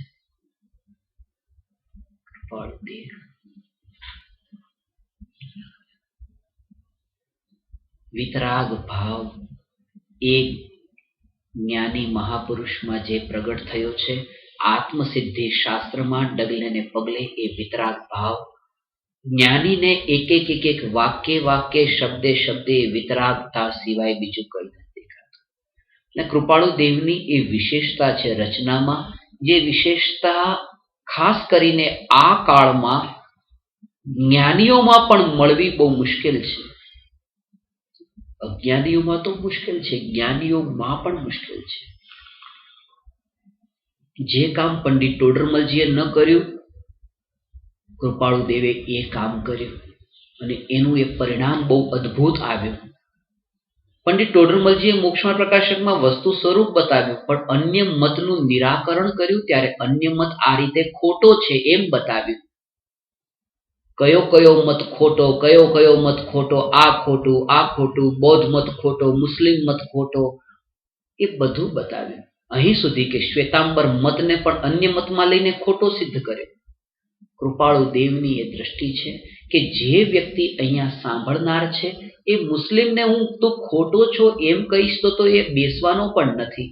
એટલા માટે એને કોઈને ખોટા કૃપાળુ દેવે નથી કહ્યા. કૃપાળુ દેવે એમ કહ્યું કે આત્મા છે, આત્મા નિત્ય છે, આત્મા કર્મનો કર્તા છે, આત્મા કર્મનો ભોગતા છે, આત્માનો મોક્ષ છે અને આત્માના મોક્ષનો ઉપાય છે, બીજી કોઈ વાત નહીં. અને આ જ બહુ મોટી ભ્રમણા થઈ છે. કારણ કે કોઈ પણ વ્યક્તિની તમે શ્રદ્ધાને છંછેડો છો ત્યારે એ વ્યક્તિ તમારી પાસે બેસવા પણ તૈયાર નથી થતી. બહુ અદ્ભુત છે અને એની પાછળના બહુ રહસ્ય છે, બહુ ઊંડા રહસ્ય છે. કૃપાળુ દેવ એ વાતને બતાવવા માંગે છે કે ટીવી ઉપર તમે એડવર્ટાઇઝ તો દેખીએ છે, વિજ્ઞાપન નિરમા કંપનીનું કે જેમાં કે છે નિરમા નિરમા નિરમા નિરમા નિરમા નિરમા નિરમા વોશિંગ પાવડર, નિરમા નિરમા નિરમા, એટલું નિરમા નિરમા નિરમા. એ ક્યારેય એમ નથી કહેતા કે વ્હીલ ખરાબ છે હો નહીં લેતા ને રીન ખરાબ છે નહીં લેતા. કારણ કે લાખો રૂપિયા ચૂકવ્યા છે એ વિજ્ઞાપન માટે અને માંડ 30 સેકન્ડ મળી છે. અને 30 સેકન્ડમાં જો વ્હીલ ખરાબ છે રીન ખરાબ છે કે તો નિરમા સારો છે અને સાચો એ ક્યારે કે? કૃપાળુદેવ કહે છે આયુષ્ય બહુ અલ્પ છે અને જીવના ક્ષયોક્ષમ જ્ઞાનનો ઉઘાડ પણ બહુ અલ્પ છે. અને આ કાળ એવો છે કે જેમાં જીવને તત્વને જાણવાની જિજ્ઞાસાઓ પણ બહુ અલ્પ છે. અને એટલા માટે આ કાળમાં સંક્ષિપ્તમાં કોઈને પણ ખોટો કીધા વિના બસ સત્ય તો ભગવાન આ છે, બીજું કંઈ નહીં. અમારી પાસે એટલો સમય નથી. કૃપાળુદેવ એ વાતને બતાવે છે. અને એના બીજા પણ ઘણા ઊંડા કારણો છે કે જો એ નિરમા કંપની વાળો એમ કે વ્હીલ ખરાબ છે वो નહીં લેતા ને રીન ખરાબ છે નહીં લેતા, તો ટીવી પર કોઈ સાંભળે ને કે વ્હીલ ખરાબ છે ને રીન ખરાબ છે તો એને ખબર પડે પાછી, જેને ખબર ન હોય ક્યારેય. ખોટું કહીને પણ એની એડવર્ટાઇઝ થઈ ગઈ, વ્હીલની એડવર્ટાઇઝ થઈ ગઈ. જેને ખબર નથી એને ખબર પાડી. એટલા માટે કૃપાળુદેવ કે અમે તો નામ જ નથી લેતા કે કોણ ખોટા. બસ આત્મા, આત્મા ને આત્મા, 6 પદ આત્માથી સંબંધિત. અમારી પાસે અવકાશ જ નથી. એટલા માટે આપણે મોટા ભાગે એ કામ કરતા હોય છે જેને ધર્મનું અંગ માનીએ છીએ કે આ માણસ બહુ ખરાબ છે, બહુ કપટી છે, આ માણસ પાપી છે, આ માણસ રાગી. નહીં કરીએ કોઈના માટે. કૃપાળુદેવ કહે છે કે તમે કોઈ પ્રત્યે પણ દ્વેષ નહીં કરો, કોઈ પ્રત્યે ન કરો. પરમાત્મા તમે જ્યારે આ હવાના જીવમાં પરમાત્મા દેખો છો તો તમે પંચેન્દ્રિયમાં પરમાત્મા નથી દેખી શકતા. ભલે તમને ખબર છે કે વસ્તુ સ્વરૂપથી વિપરીત નિરૂપણા કરી રહ્યો છે વ્યક્તિ, તેમ છતાં પણ એને પરમાત્મા રૂપે તમે કેમ નથી દેખી શકતા? જો તમે પાણીમાં ગાળીને પીને તમે એને પરમાત્મા તરીકે દેખતા હો તો. નહીં કરીએ. જો તમે કૃપાળુ દેવને સાચા રૂપમાં માન્યા છે તો આજથી આ સંકલ્પ કરો કે અમે કોઈના પારકાના પ્રપંચમાં નહીં પડીએ. અમે તો જો કદાચિત દ્રષ્ટિ પણ જાય તો એને પરમાત્મા સિવાય બીજા રૂપે ન દેખીએ. હવે અમે કોઈને પરમાત્મા સિવાય, કારણ કે અમે તો મૃત્યુને સાથે રાખીને જીવીએ તો શું હાથમાં આવે છે કે આ પાપી છે ને આ આવો છે ને આ કપટી? કોણ તમે? કોણ તમે? તમે ક્યાં અનુભવ કર્યો છે સત્યનો? કારણ કે સત્યને નથી અનુભવ્યું હોતું. એ લોકો કહે છે કે આ માણસ આવો છે, આ માણસ આવો છે, આ માણસ આવો છે. સત્યને નથી અનુભવ્યું હોતું એ જ આ બોલે છે. કારણ કે સત્યને અનુભવવા વાળા પૂજ્ય ગુરુદેવ શ્રી કાનજી સ્વામી તો કહે છે કે ભૂલ કરનારા નથી, એ તો ભૂલેલા ભગવાન છે. કારણ કે અનુભવ જેને થયો હોય એને તો ભગવાન દેખાય છે. નહીં કરીએ કોઈના પ્રત્યે પણ આપણે દ્વેષ, નહીં કરીએ કોઈના માટે, કારણ કે અહિત આપણું પોતાનું કરી રહ્યા છીએ. બીજાની લાઈનને નાની કરીને પોતાની મોટી બનાવવાની કોશિશ ન કરીએ, કારણ કે કંઈ નથી આવતું હાથમાં. આયુષ્ય અલ્પ છે ને પરના પ્રપંચ. અમે તો બસ અમને જે આ પ્રાપ્ત થઈ ગયું છે, કૃપાળુદેવ એ જ કહે છે અમને જે પ્રાપ્ત થયું છે બસ હવે તો એને જ અનુભવવું છે. હવે સમયને વેડફવો નથી. કારણ કે અનાદિથી આજ તો કર્યું હતું. અને જો તમે આજે એમ કહો છો કે મુસ્લિમ ખરાબ છે ને ખ્રિસ્તી ખરાબ છે, તો પરિણામ એનું એ છે કે આવતા ભોગમાં ખ્રિસ્તીમાં જન્મ લીધા પછી ત્યાં એમ જ થશે કે જૈનો ખરાબ છે. કારણ કે આપણે સત્યની પરીક્ષા નથી કરતા. આપણે જે કુળમાં જન્મીએ છીએ એ કુળને જ શ્રેષ્ઠ માન્યું છે, એની પરંપરાને શ્રેષ્ઠ માની છે. તમારો અનુભવ શું? અનુભવ તો આત્માની અનુભૂતિ વગર તો બધું જ ત્યાં કુળ પરંપરા છે. અનુભવ થયો ત્યારે સિક્કો લાગ્યો એને વ્યવહારનો. એના માટે આ એટલી કુળ પરંપરા સવાર છે. પંડિત અને માંસ ખાય? પંડિત તો માંસ ન ખાય. કુળ પરંપરામાંથી માંસ નથી ખવાતું જો પંડિત માંસ નથી ખાતા તો. કારણ કે જવાહરલાલ નહેરુ માંસ ખાતા હતા, પણ એ કાશ્મીરી પંડિત હતા. કાશ્મીરી પંડિત ખાય કારણ કે ત્યાં એના કુળ પરંપરામાં ચાલે છે. બ્રાહ્મણ માછલી ન ખાય, પણ બંગાળી બ્રાહ્મણ હોય તો માછલી ખાય કારણ કે ત્યાં કુળ પરંપરામાં ચાલે છે. રામકૃષ્ણ પરમહંસ માછલી ખાતા હતા. આ કુળ પરંપરા એટલી સવાર હોય છે અને એને જ તે આપણે એટલી સત્ય એટલે નથી મળતું. એટલા માટે જે કોઈકનો બન્યો છે ને એ પોતાનો નહીં બની શકે. જે કોઈનો બનવા જાય છે પોતાનો નથી બનતો. એટલા માટે જે મહાવીર ભગવાનનો બને છે એ પણ પોતાનો નથી બનતો. એટલા માટે પોતાનો નથી બનતો. અને એ જ કારણ છે કે કુંદકુંદાચાર્યએ એ ઉલ્લેખ ક્યાંય ન કર્યો કે આ જે સમય સારાદીની રચના થઈ એને તમે સત્ય માનજો, કારણ કે વિદેહ ક્ષેત્રમાં સિમંદર ભગવાનની સાક્ષાત દિવ્ય ધ્વનિ સાંભળી હતી અને આ વાત મેં લખી છે, એવું ન લખ્યું. કારણ કે જો સિમંદર ભગવાન ના થાય તો મહાવીર ભગવાનના પછી કોણ થાય? આ બધા ભેદમાં અટકવાનું થાય. આ તો અનુભવ પ્રમાણથી સ્વીકાર કરજો, બીજી કોઈ વાત નહીં. સમય સાર એનું નામ છે અને એને હજારો વાર વાંચ્યું. આત્મસિદ્ધિના તો રહસ્ય બહુ ઊંડા ને અદ્ભુત છે. કૃપાળુ દેવે આત્મસિદ્ધિ શાસ્ત્રમાં ક્યારેક એવો જીવનમાં જો અવસર ભવિષ્યમાં મળશે તો હવે આપણે નિયમથી હવે સ્વાધ્યાય આ રીતે પ્રારંભ કર્યો છે. કૃપાળુ દેવે જે આત્મસિદ્ધિ શાસ્ત્રમાં સમયસારની ગાથાઓની ગાથાઓ અને પ્રવચન સાર અને નિયમ સાર અને કાર્તિકેયનું પ્રેક્ષા સુધીની ગાથાઓના જે ભાવોદ્ઘાટન આત્મસિદ્ધિમાં ગાથા નંબર સાથે પણ મળતા આવે એવા પૂર્યા છે. એ તમે એના અંદર ઊંડો અભ્યાસ કરો. અભ્યાસનો અર્થ વિતરાગ પરિણતિથી હવે આત્મસિદ્ધિને દેખશું ને તો આ બધું દેખાશે. એના અંદર બહુ ઊંડું રહસ્ય છે. આત્મખ્યાતિ નામની અમૃતચંદ્ર આચાર્ય સમયસારની ટીકા લખી છે. આત્મખ્યાતિ, ખ્યાતિનો અર્થ પ્રસિદ્ધિ અને પ્રસિદ્ધિનો અર્થ છે સિદ્ધિ. કારણ કે જ્યારે કોઈ વ્યક્તિને સિદ્ધિ થાય છે ત્યારે તો એ પ્રસિદ્ધ થાય છે.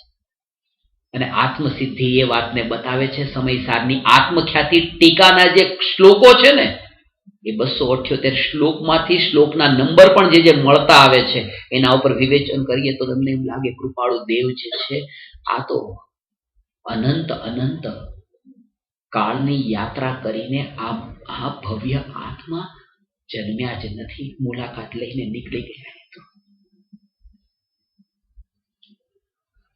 મુલાકાત લઈને નીકળી ગયા નથી, જન્મ્યા. આ તો અનંતની યાત્રા પર નીકળ્યા છે. જ્ઞાનીઓ ખરેખર અનંતની યાત્રા પર જ નીકળે છે. અનંતની યાત્રા પર નીકળે છે. લોકોમાં ઝઘડા છે, મળદું પડ્યું છે. હવે બાળું કે દાટું, મુસ્લિમ હોય તો દાટશે, ખ્રિસ્તી હોય તો દાટશે, હિન્દુ હશે તો બાળશે, જૈન હશે તો બાળશે. આમ કરો, આમ કરો, આમ કરો. જેટલું જોર આપી દીધું, જોર એના ઉપર આપી દીધું. પંખી તો ઉડી ગયું, પિંજરું રહી ગયું. હવે પિંજરાની પાછળ આટલા ભેદોમાં ક્યાં અટકી ગયા? જે પંખી હતું એ તો ઉડી ગયું છે અને હજુ પણ અવસર છે કે હું ચૈતન્ય પરમાત્મા અને વળી જાવ હવે પાછો. ભગવાન આ અવસર છે, થોડો અવસર છે, બહુ અદ્ભુત અવસર છે. આ બહુ અદ્ભુત અવસર છે. એક એક એક એક ચૈતન્ય ભગવાન આત્મસિદ્ધિ શાસ્ત્રની ગાથાઓમાં એના ઊંડા રહસ્ય છે. મંગલાચરણથી શરૂઆત કરીએ તો વાંચ્યું ઘણી વાર છે. જે સ્વરૂપ સમજ્યા વિના પામ્યો દુઃખ અનંત, સમજાવ્યું તે પદનમો શ્રી સદગુરુ ભગવાન. જે સ્વરૂપ સમજ્યા વિના હું અનંત દુઃખ પામ્યો. સમજ્યા લખ્યું છે, જાણ્યા નથી લખ્યું. અને એનો બહુ ઊંડો ભાવ છે. શાસ્ત્રમાંથી વાંચીને જે જ્ઞાન અંદરમાં ગયું છે એ જાણ્યું છે, એ જાણકારી છે. અને અંદરમાંથી અનુભવ થયો ને હવે જે બહાર નીકળ્યું છે એનું નામ સમજણ છે. એ નેચરલ છે, એનું નામ સમજણ છે. ને ક્રિએટિવ છે, એ જાણકારી છે.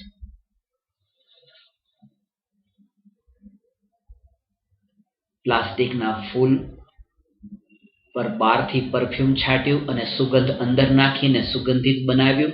આ કૃત્રિમ છે, બહારથી અંદર ગયું છે, અને જે ફૂલ અસલી છે એ અંદરથી બહાર સુગંધ આવે છે. નેચરલ ને ક્રિએટિવ, કૃત્રિમ અને આ કુદરતીમાં આટલું અંતર છે. અંદરથી વૈરાગ્ય એવો પ્રગટ થયો છે અને અનુભવ હવે એવો થયો છે. ભગવાન, હવે તો આ બધા જ અમારા માટે ભગવાન, હવે ક્યાંય કોઈ જીવ માત્રમાં એવો ભાવ અમને ભેદનો ન રહે.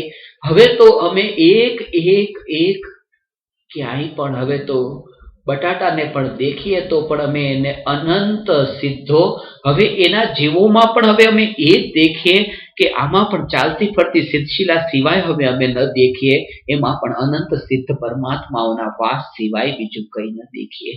હવે તો એક જ કૃપાળુ દેવ, કૃપાળુ દેવ, કૃપાળુ દેવ કે છે, કૃપાળુ દેવ કે છે, જે સ્વરૂપ સમજાવીના પામ્યો દુઃખ અનંત, સમજાવ્યું તે પદ નમું શ્રી સદગુરુ ભગવન. સ્વરૂપ સમજ્યા વગર અનંત દુઃખ ભોગવ્યું છે, અનંત દુઃખ ભોગવ્યું છે. અજ્ઞાની આનો અર્થ આ રીતે લે છે.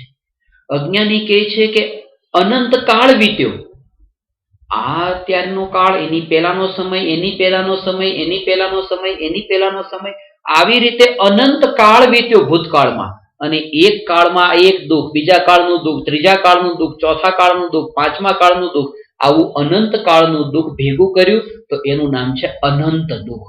પામ્યો દુઃખ અનંત. આ અજ્ઞાનીના અર્થ છે. જ્ઞાની કે છે આમ નથી. એક એક પર્યાયે પર્યાયે અનંત દુઃખ ભોગવ્યું છે, કારણ કે પર્યાયે પર્યાયે અનંત ગુણાધિપતિ ભગવાન આત્માની અનુભૂતિથી દૂર રહ્યો છે. એક એક પર્યાયે પર્યાયે અનંતાનુબંધી કષાયોને પોષ્યા છે.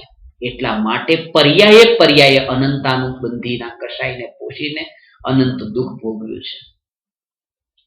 અને એ તો મહિમા બતાવી છે કૃપાળુ દેવે કે જીવ જો દુઃખ જેવા દુઃખને પણ જો અનંતમાં ભોગવતો હોય તો સુખને અનંતમાં કેમ ન ભોગવે?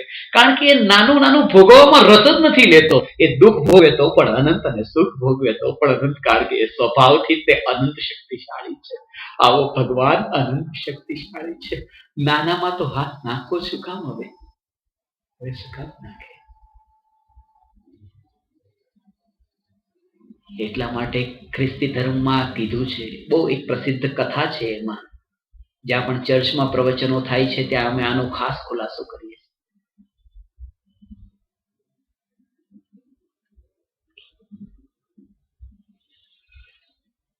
નદી કિનારે એક વ્યક્તિ માછલા પકડે છે અને ત્યારે ઈસુ ખ્રિસ્ત એને દેખે છે તો કહે છે કે આ શું કરે છે? કે માછલા પકડું છું, પણ મોટા માછલાની રાહમાં છું. મોટું માછલું ક્યારે પકડમાં આવે? ઝાડ પાથરી રહ્યો છે. ત્યારે ઈસુ ખ્રિસ્ત એને કહે છે કે ઝાડ પાથરવી હોય તો પછી, અને મોટામાં જ પાથરવી હોય તો પછી આ માછલા બાછલામાં શું કામ? ઝાડ પાથર ને પરમાત્મામાં જ પાથર. એનાથી નાની પછી ઝાડમાં પાથરવી શું કામ? તારે જો હવે લેવા જ છે, તારી અંદર ફસાવા છે, તો પરમાત્માને ફસાવી લે. નાના નાનામાં હાથ ક્યાં નાખે છે તું? ઝાડ જ પાથરે છે. હજી તો એ ચર્ચા ચાલતી હોય છે. ત્યાં તે એક વ્યક્તિ આવીને સમાચાર આપે છે કે તારા પિતાનું મરણ થયું, આવ. અને ત્યારે અડધી ચર્ચા પૂરી કર્યા ત્યાં તરત જ એ કહે છે, ઈસુ ખ્રિસ્તને કહે છે, હવે 3 દિવસ પછી હું આપની પાસે આ બોધ બધો લેવા આવીશ. ત્યારે એ કહે છે કે તારા બાપાને ખબર હતી કે 3 દિવસ પછી શું થવાનું છે? અને શું તને ખબર હતી કે તારા બાપાનું શું થવાનું છે? તું આ શેનો વાયદો કરે છે? અને ત્યારે એ કહ્યું છે, એમાં બહુ સ્પષ્ટ આ વાક્ય લખ્યું છે કે મારા પપ્પાના મૃતદેહને દફનાવવું, મળદાને દફનાવવું તો પડશે ને, કે જવું તો ખરું ને. ત્યારે એમાં કીધું છે કે એ જો હવે દફનાવાની જ વાત હોય તો ગામમાં ઘણા મળદા પડ્યા છે, મળદાને દફનાવી દેશે. હવે તું આ સાંભળી લે મારી વાતને. ઘણા મળદા છે ગામમાં, એ દફનાવી દેશે. અને ત્યાં આમાં આ શબ્દ ત્યાં લખ્યો છે કે પંખી તો ઉડી ગયું, પિંજરું રહી ગયું. હવે પિંજરાની પાછળ તું ક્યાં ભાગે છે?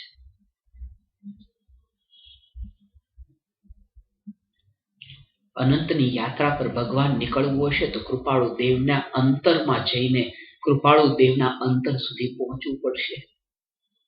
અંતર સુધી પહોંચવું પડશે. સમજાવ્યું તે પદનમું અને શ્રી સદગુરુ ભગવંત. ત્યાં નમસ્કાર મોટા ભાગે લોકો અર્થ એનો એટલે કે હું નમસ્કારને સદગુરુને નમસ્કાર કર્યા. સમજાવ્યું તે પદનમું શ્રી સદગુરુ ભગવંત. ત્યાં સદગુરુને નમસ્કાર નથી કર્યા, ત્યાં દેવશાસ્ત્ર ગુરુને નમસ્કાર કર્યા છે. કારણ કે સમજાવ્યું તે પદનમું શ્રી કેતા શાસ્ત્ર લક્ષ્મી, સદગુરુ કેતા ગુરુ અને ભગવંત કેતા દેવ ભગવાન. શ્રી સદગુરુ ભગવંત 3 શબ્દ છે. સમજાવ્યું તે પદનમું શ્રી સદગુરુ ભગવંત. અને આત્મસિદ્ધિ શાસ્ત્રમાં આવા જ ભાવો 142 ગાથાઓમાં છુપાયેલા છે. પણ ચામડાની આંખથી વાંચશે તો છાપું વાંચશે એવી રીતે વાંચશે, અને ચૈતન્યની દ્રષ્ટિથી જો એને વાંચશે તો ત્યાં વિતરાગતા સિવાય બીજું કંઈ નહીં દેખાય. આજનું આ કૃપાળુ દેવના જન્મદિવસ નિમિત્તે આપણે મળવાનું થયું. ઘણા લોકો મને પ્રશ્ન પૂછતા હતા કે ત્યાં કયા કપડાં પહેરીને આવવાનું છે, સફેદ કપડાં જ પહેરવાના છે કે રંગીન પહેરવાના છે? આ પ્રશ્ન મને એના જેવો લાગે છે કે ત્યાં જૈન જ આવી શકે કે હરિજન ભંગી પણ આવી શકે. આ પ્રશ્ન એના જેવો છે. કારણ કે કૃપાળુ દેવે જેટલું જાતિને મહત્વ આપ્યું એટલું જ વેશને મહત્વ આપ્યું. એ રીતે કે બેયને સાથે જ રાખ્યા કે જાતિ વેશનો ભેદ નહીં. કયો માર્ગ છે? સાધેથી મુક્તિ લે. ખાસ વાત આ છે. એટલા માટે તો ખાસ કહ્યું ભગવાન તમે હવે નિયમિત રીતે આપણે સ્વાધ્યાય હવે અહીંયા સમૂહમાં પ્રારંભ કરીશું. કોઈ પણ કપડામાં આવજો. અને અમને તો ખબર નથી કે આટલા લોકો આવશે, એટલે પાછળ તો લોકો ઊભા જ છે ખુરશી વગર.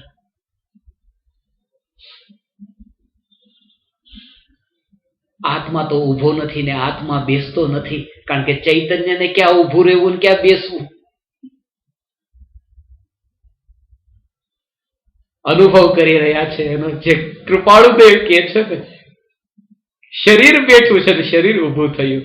ચૈતન્ય હવે ગોળ જે છે એ ગોળ ક્યાં બેસે છે ને ક્યાં ઊભો થાય છે? ગોળ તો મીઠાશથી પરિપૂર્ણ છે. એ સત્યનો પરિચય આ અનુભવથી થાય છે. કૃપાળુદેવ આત્મસિદ્ધિ શાસ્ત્રમાં આ બધા પ્રકારની માન્યતાઓ જે કુળ પરંપરા જીવમાં સવાર છે ને એને દૂર કરી રહ્યા છે. તમારામાં પણ કે ક્યાંય પણ જો આગ્રહ એક રહી ગયો હોય ને, જે કુળમાં જન્મ્યા છો ને, નીકળજો બહાર.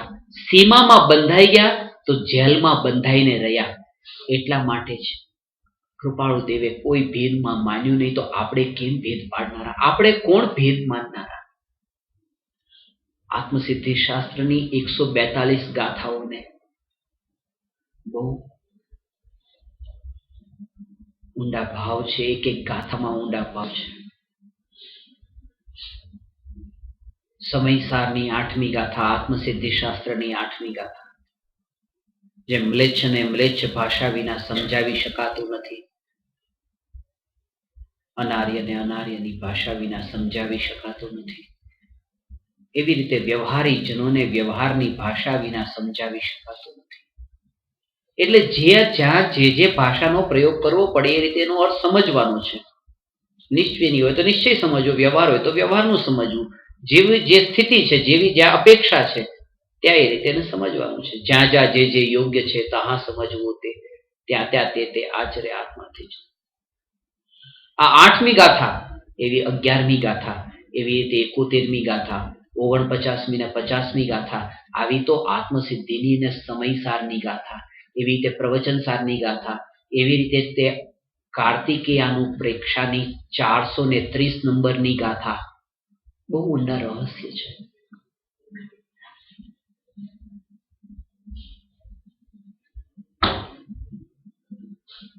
બહુ ઊંડા રહસ્ય છે.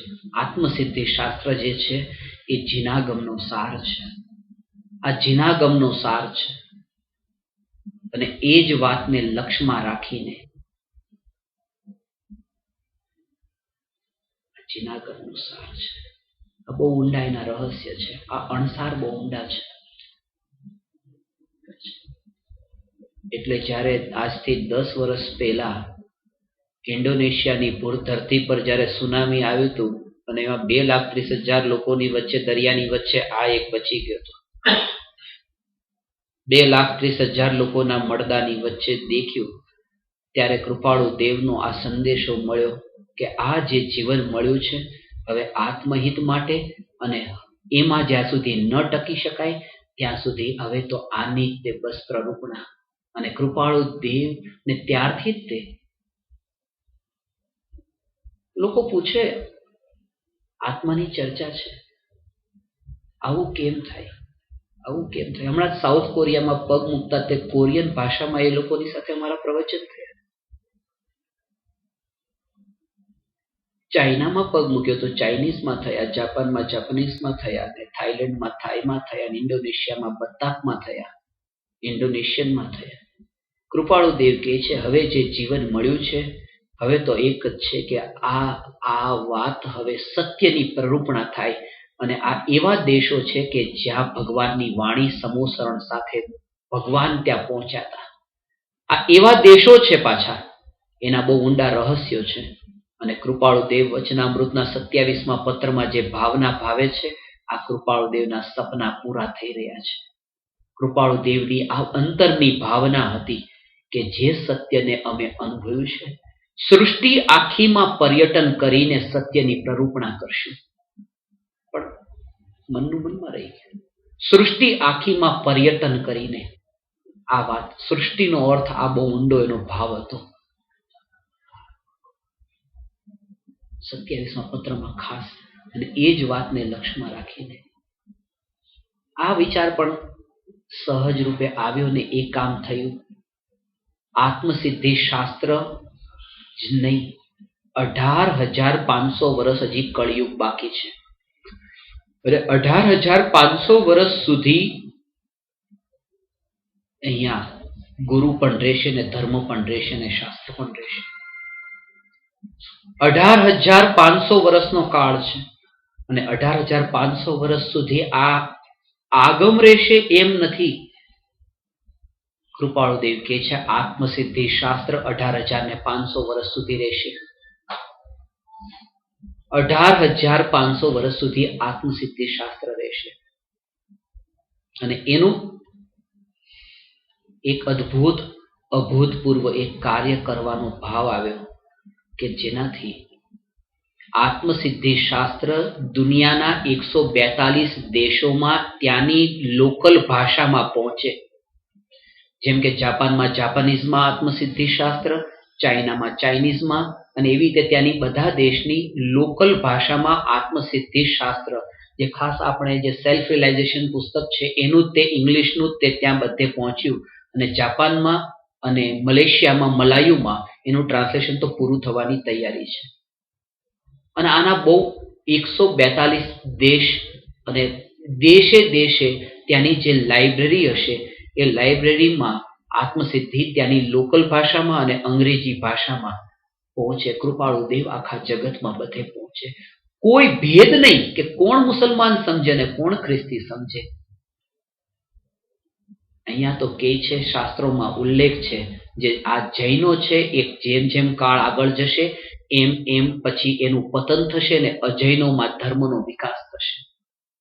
જે જન્મથી છે અને એનું હજી પણ એનો ઊંડો ભાવ એ છે કે જૈનો માંસાહારી થતા જશે અને ત્યાં અમેરિકનો શાકાહારી થતા જશે. અહીંયા રાતના મોડે મોડે ખાતા હશે અને ત્યાંના લોકો સાંજના વેલા ખાવાનું ચાલુ કરતા હશે. હવે જેમ જેમ કાળ આપણે જાણતા નથી, આગ્રહથી અટકી ગયા છીએ. એટલા માટે કોઈ પણ આગ્રહ રાખ્યા વગર એને આત્મિક દ્રષ્ટિએ દેખીને આખી દુનિયામાં પ્રલય થાય. એક દેશ પણ જો બાકી રહી જાય, એક દેશ પણ બાકી રહી જાય અને એક દેશમાં આત્મસિદ્ધિનો અનુવાદ હોય તો એની હજારો લાખો કોપી છપાશે. અને એ ખાસ એમાં લખીએ છીએ જ્યાં પણ, જેમ કે ચાઇનામાં ચાઇનીઝ ભાષામાં આત્મસિદ્ધિ શાસ્ત્ર પહોંચશે તો ત્યાં એના માટે ખાસ લખ્યું છે કે જે તમે બીજી પણ ભાષા, જેમ કે ત્યાં બીજી ભાષા મેન્ડેરિન ભાષા છે, મેન્ડેરિનમાં પણ તમે આનું આગળ કરજો, હજી આગળ આને પહોંચાડજો અને એમાં પણ તમે લખજો કે હજુ આગળ આને પહોંચે. કૃપાળુ દેવ અમને જે આપે, જે આપ્યું છે, ગુરુદેવ કહેતા કે કાગડામાંથી પણ જો તમે ગયા જે એકલો એકલો ખાય છે તો કાગડામાંથી ગયો કાગડો માંસ ખાનારો બધાને ભેગા કરીને ખાય છે. ગુરુદેવના પ્રવચનો વારંવાર આવતું. અને અત્યારે આત્મામાં આકાશમાં ઉડવાની અમારી તાકાત નથી, તેથી કરીને માળામાં કંઈક વિશ્રામ કરવા જવું પડે. તો આવા કામ જો શુભાવના આવે તો કરે, પણ લક્ષ્ય એક ચૈતન્ય પરમાત્મા સિવાય બીજું કઈ ના હોય. આ બહુ અદ્ભુત કાર્ય છે, અદ્ભુત કાર્ય છે. અને આ કાર્ય બહુ નિકટ કાળમાં સંપન્ન થવાનું છે. મને દિનેશભાઈ કોઠારી કહેતા ઘણી વાર, હમણાં જ મળ્યા ત્યારે કહેતા, પ્રવચનમાં જયારે વાત ચાલતી હોય કે મુંબઈના અંદર આપ સર્વ લોકોથી આપણે આટલા વર્ષોથી પરિચિત છીએ, આટલા 14 વર્ષથી આપણો સંબંધ અને તમારો બધાનો આટલો વાત્સલ્ય ભાવ ને પ્રેમ.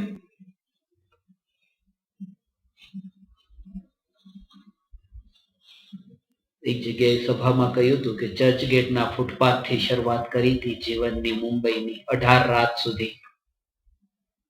તો એમણે કહ્યું કે તમે તો એવી વાત કરો છો જાણે નરેન્દ્ર મોદી કહે છે કે હું તો ચા વેચતો હતો પહેલા. પણ કે હવે કહેવામાં વાંધો નહીં, ત્યારે થોડુંક તકલીફ પડે, પણ હવે કહેવામાં વાંધો નહીં.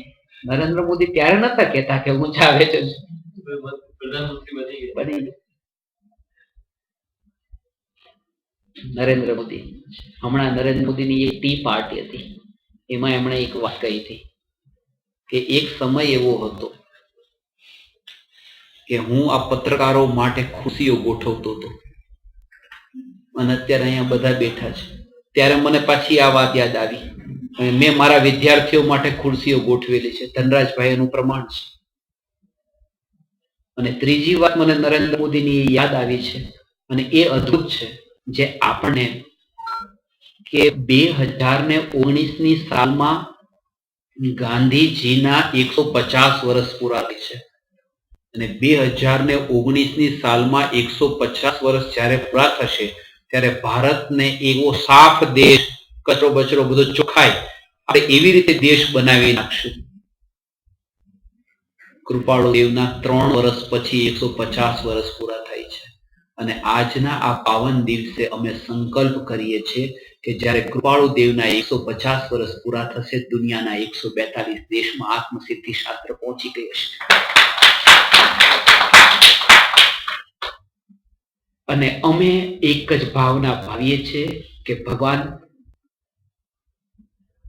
અમારા જેવા એક સાધારણ વ્યક્તિને આપે આ 14 વર્ષ પહેલા જ પ્રવચન સાંભળવાનું ચાલુ કર્યું, અને આટલો 14 વર્ષનો સાથ સહકાર આપનો મળ્યો છે.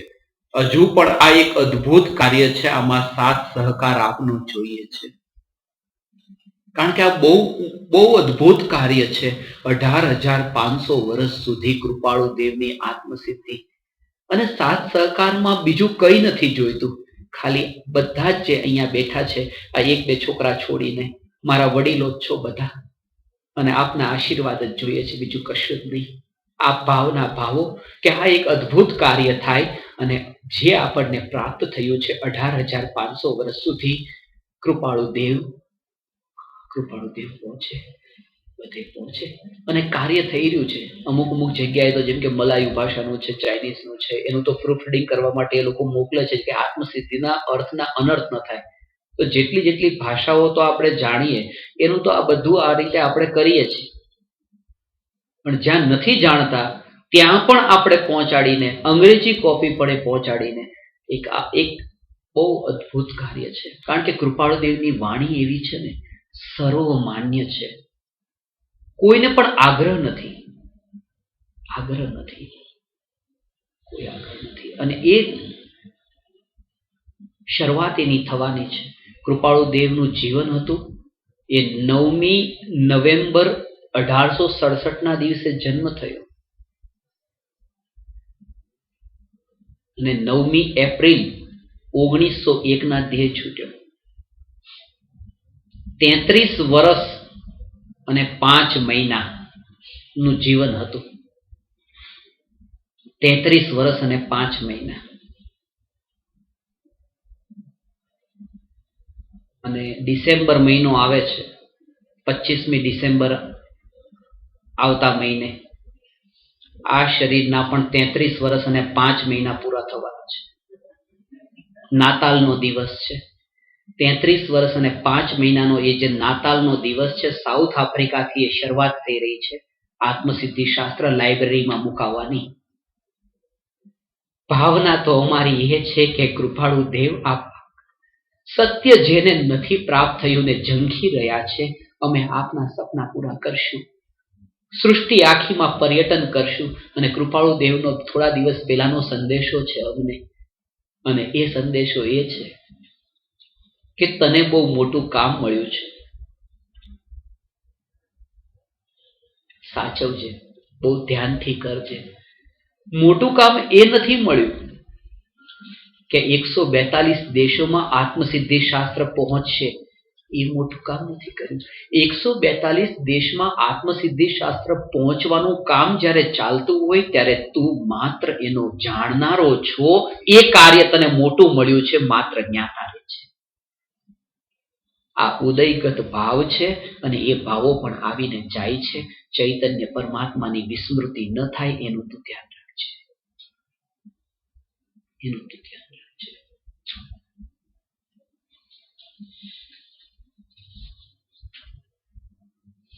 કૃપાળુ દેવે એક ચૈતન્યને જ પ્રધાનતા આપી. હમણાં 8 દેશોના લોકો હમણાં છેલ્લી ટ્રીપમાં અમારે ભેગા થયા હતા ફિલિપિન્સમાં ત્યાં, અને એ લોકોએ એક એવોર્ડ મને આપ્યો જેનું નામ હતું ન્યુમરોલોજિસ્ટ ઓફ સાઉથ ઇસ્ટ એશિયાનું, સાઉથ ઇસ્ટ એશિયામાં ન્યુમરોલોજિસ્ટ તરીકે. અને એના અંદર બહુ ઊંડું રહસ્ય હતું. એનું પછી ઘણું બધું એ ન્યુમરોલોજીનું એ હતું અંકનું અંદર, કે જેમ કે એકમાત્ર ભગવાન આત્મા જગતમાં શ્રેષ્ઠ છે, એ જ દ્રષ્ટિનો વિષય છે.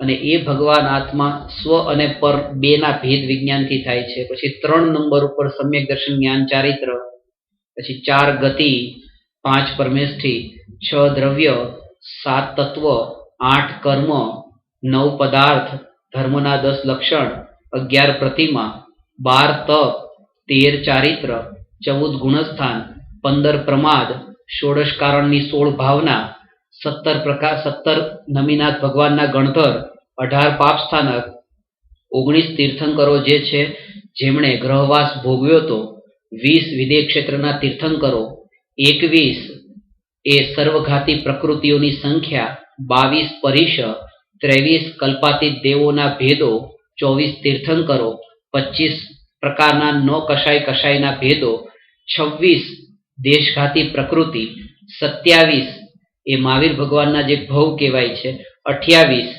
મુનિરાજના 28 મૂલગુણ, 29 રાગાદી વર્ણાદી 29 પ્રકારના ભાવોથી 29 બોલનો ઉકરડો. 30મા વર્ષે મહાવીર ભગવાને દીક્ષા લીધી હતી. 31 સાગરોપમ વર્ષનું ત્યાં 9મા ગ્રૈવિકનું આયુષ્ય હોય છે. મુનિરાજના 32 કોળિયાનો આહાર હોય છે. 33 સાગરોપમ વર્ષનું ઉત્કૃષ્ટ આયુષ્ય દેવ અને નરકનું હોય છે. 34 પ્રકારના અતિશયો તીર્થંકરોના હોય છે. નમોકાર મંત્રની સંખ્યા 35 છે, અને આચાર્યના ગુણો 36 છે. અને અસંયત સમ્યક દ્રષ્ટિને 37 પ્રકૃતિઓનો અબંધ હોય છે, અને ઉત્કૃષ્ટ સમ્યક વિશુદ્ધ સમ્યક દ્રષ્ટિને 38 પ્રકૃતિઓનો તીવ્ર બંધ થાય છે. તત્વાર સૂત્રના 3 અને 7મા અધ્યાયની 39 સૂત્રની સંખ્યા છે, અને ભવનવાસી દેવોના 40 ભેદો છે, અને સમ્યક દ્રષ્ટિને 41 પ્રકૃતિઓનો બંધ થતો અટકી ગયો છે. અને મહાવીર ભગવાન 42મા વર્ષે કેવળ જ્ઞાન પામ્યા. આવી રીતે લઈને 1 થી લઈને 1000 સુધી એક પણ આંકડો એવો નથી કે જૈન ધર્મનું કંઈ ખાસ ન હોય. અને આના ઉપર 1500 શાસ્ત્રનું સ્ટડી કરીને બધું કલેક્શન કર્યું હતું. અને આ જેમ આપણું જૈન આગમનું એવી રીતે બાઇબલનું કર્યું, એવી રીતે કુરાનનું પણ કર્યું. અને એટલા માટે ત્યાં યુનિવર્સિટીથી એ લોકોએ એવોર્ડ રાખ્યો હતો, અને બહુ મોટું સન્માન કર્યું. છાપામાં પહેલા પાને બહુ મોટો ફોટો આવ્યો હતો. બધા બહુ એટલું સન્માન મળ્યું. ઉભા રહ્યો. પછી બીજા દિવસે એવું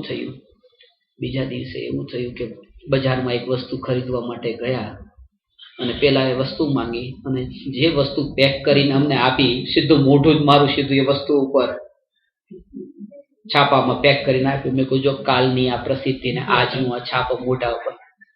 શું કરી રહ્યા છીએ? શું કરી રહ્યા છે? તમે કહેતા હતા જો આટલી ખ્યાતિ, આ પ્રસિદ્ધિ, આ શું છે? ભગવાન ચૈતન્ય પરમાત્માથી મહાન કઈ નથી. અને કૃપાળુ દેવ આ વાતને જાણે છે. આ બધા જ્ઞાનના વેદો છે. 1500 શાસ્ત્રો, ગાથાઓ, પાના નંબર એ યાદ હોવા એ ધર્મ નથી. એ ધર્મ નથી. જે કૃપાળુ દેવ કે છે વિતરાગતા તમારામાં પ્રગટ થઈને બસ તમે તમારી અંદર જ રહ્યા અને પરમાં ન ગયા, આનું નામ ધર્મ છે.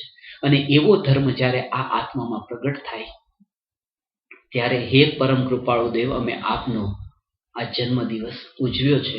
આજે આપણે સંકલ્પ કરીએ છીએ ફરીથી કે આપણી પાસે 3 વર્ષ છે અને 142 દેશનું આ અદ્ભુત કાર્ય છે.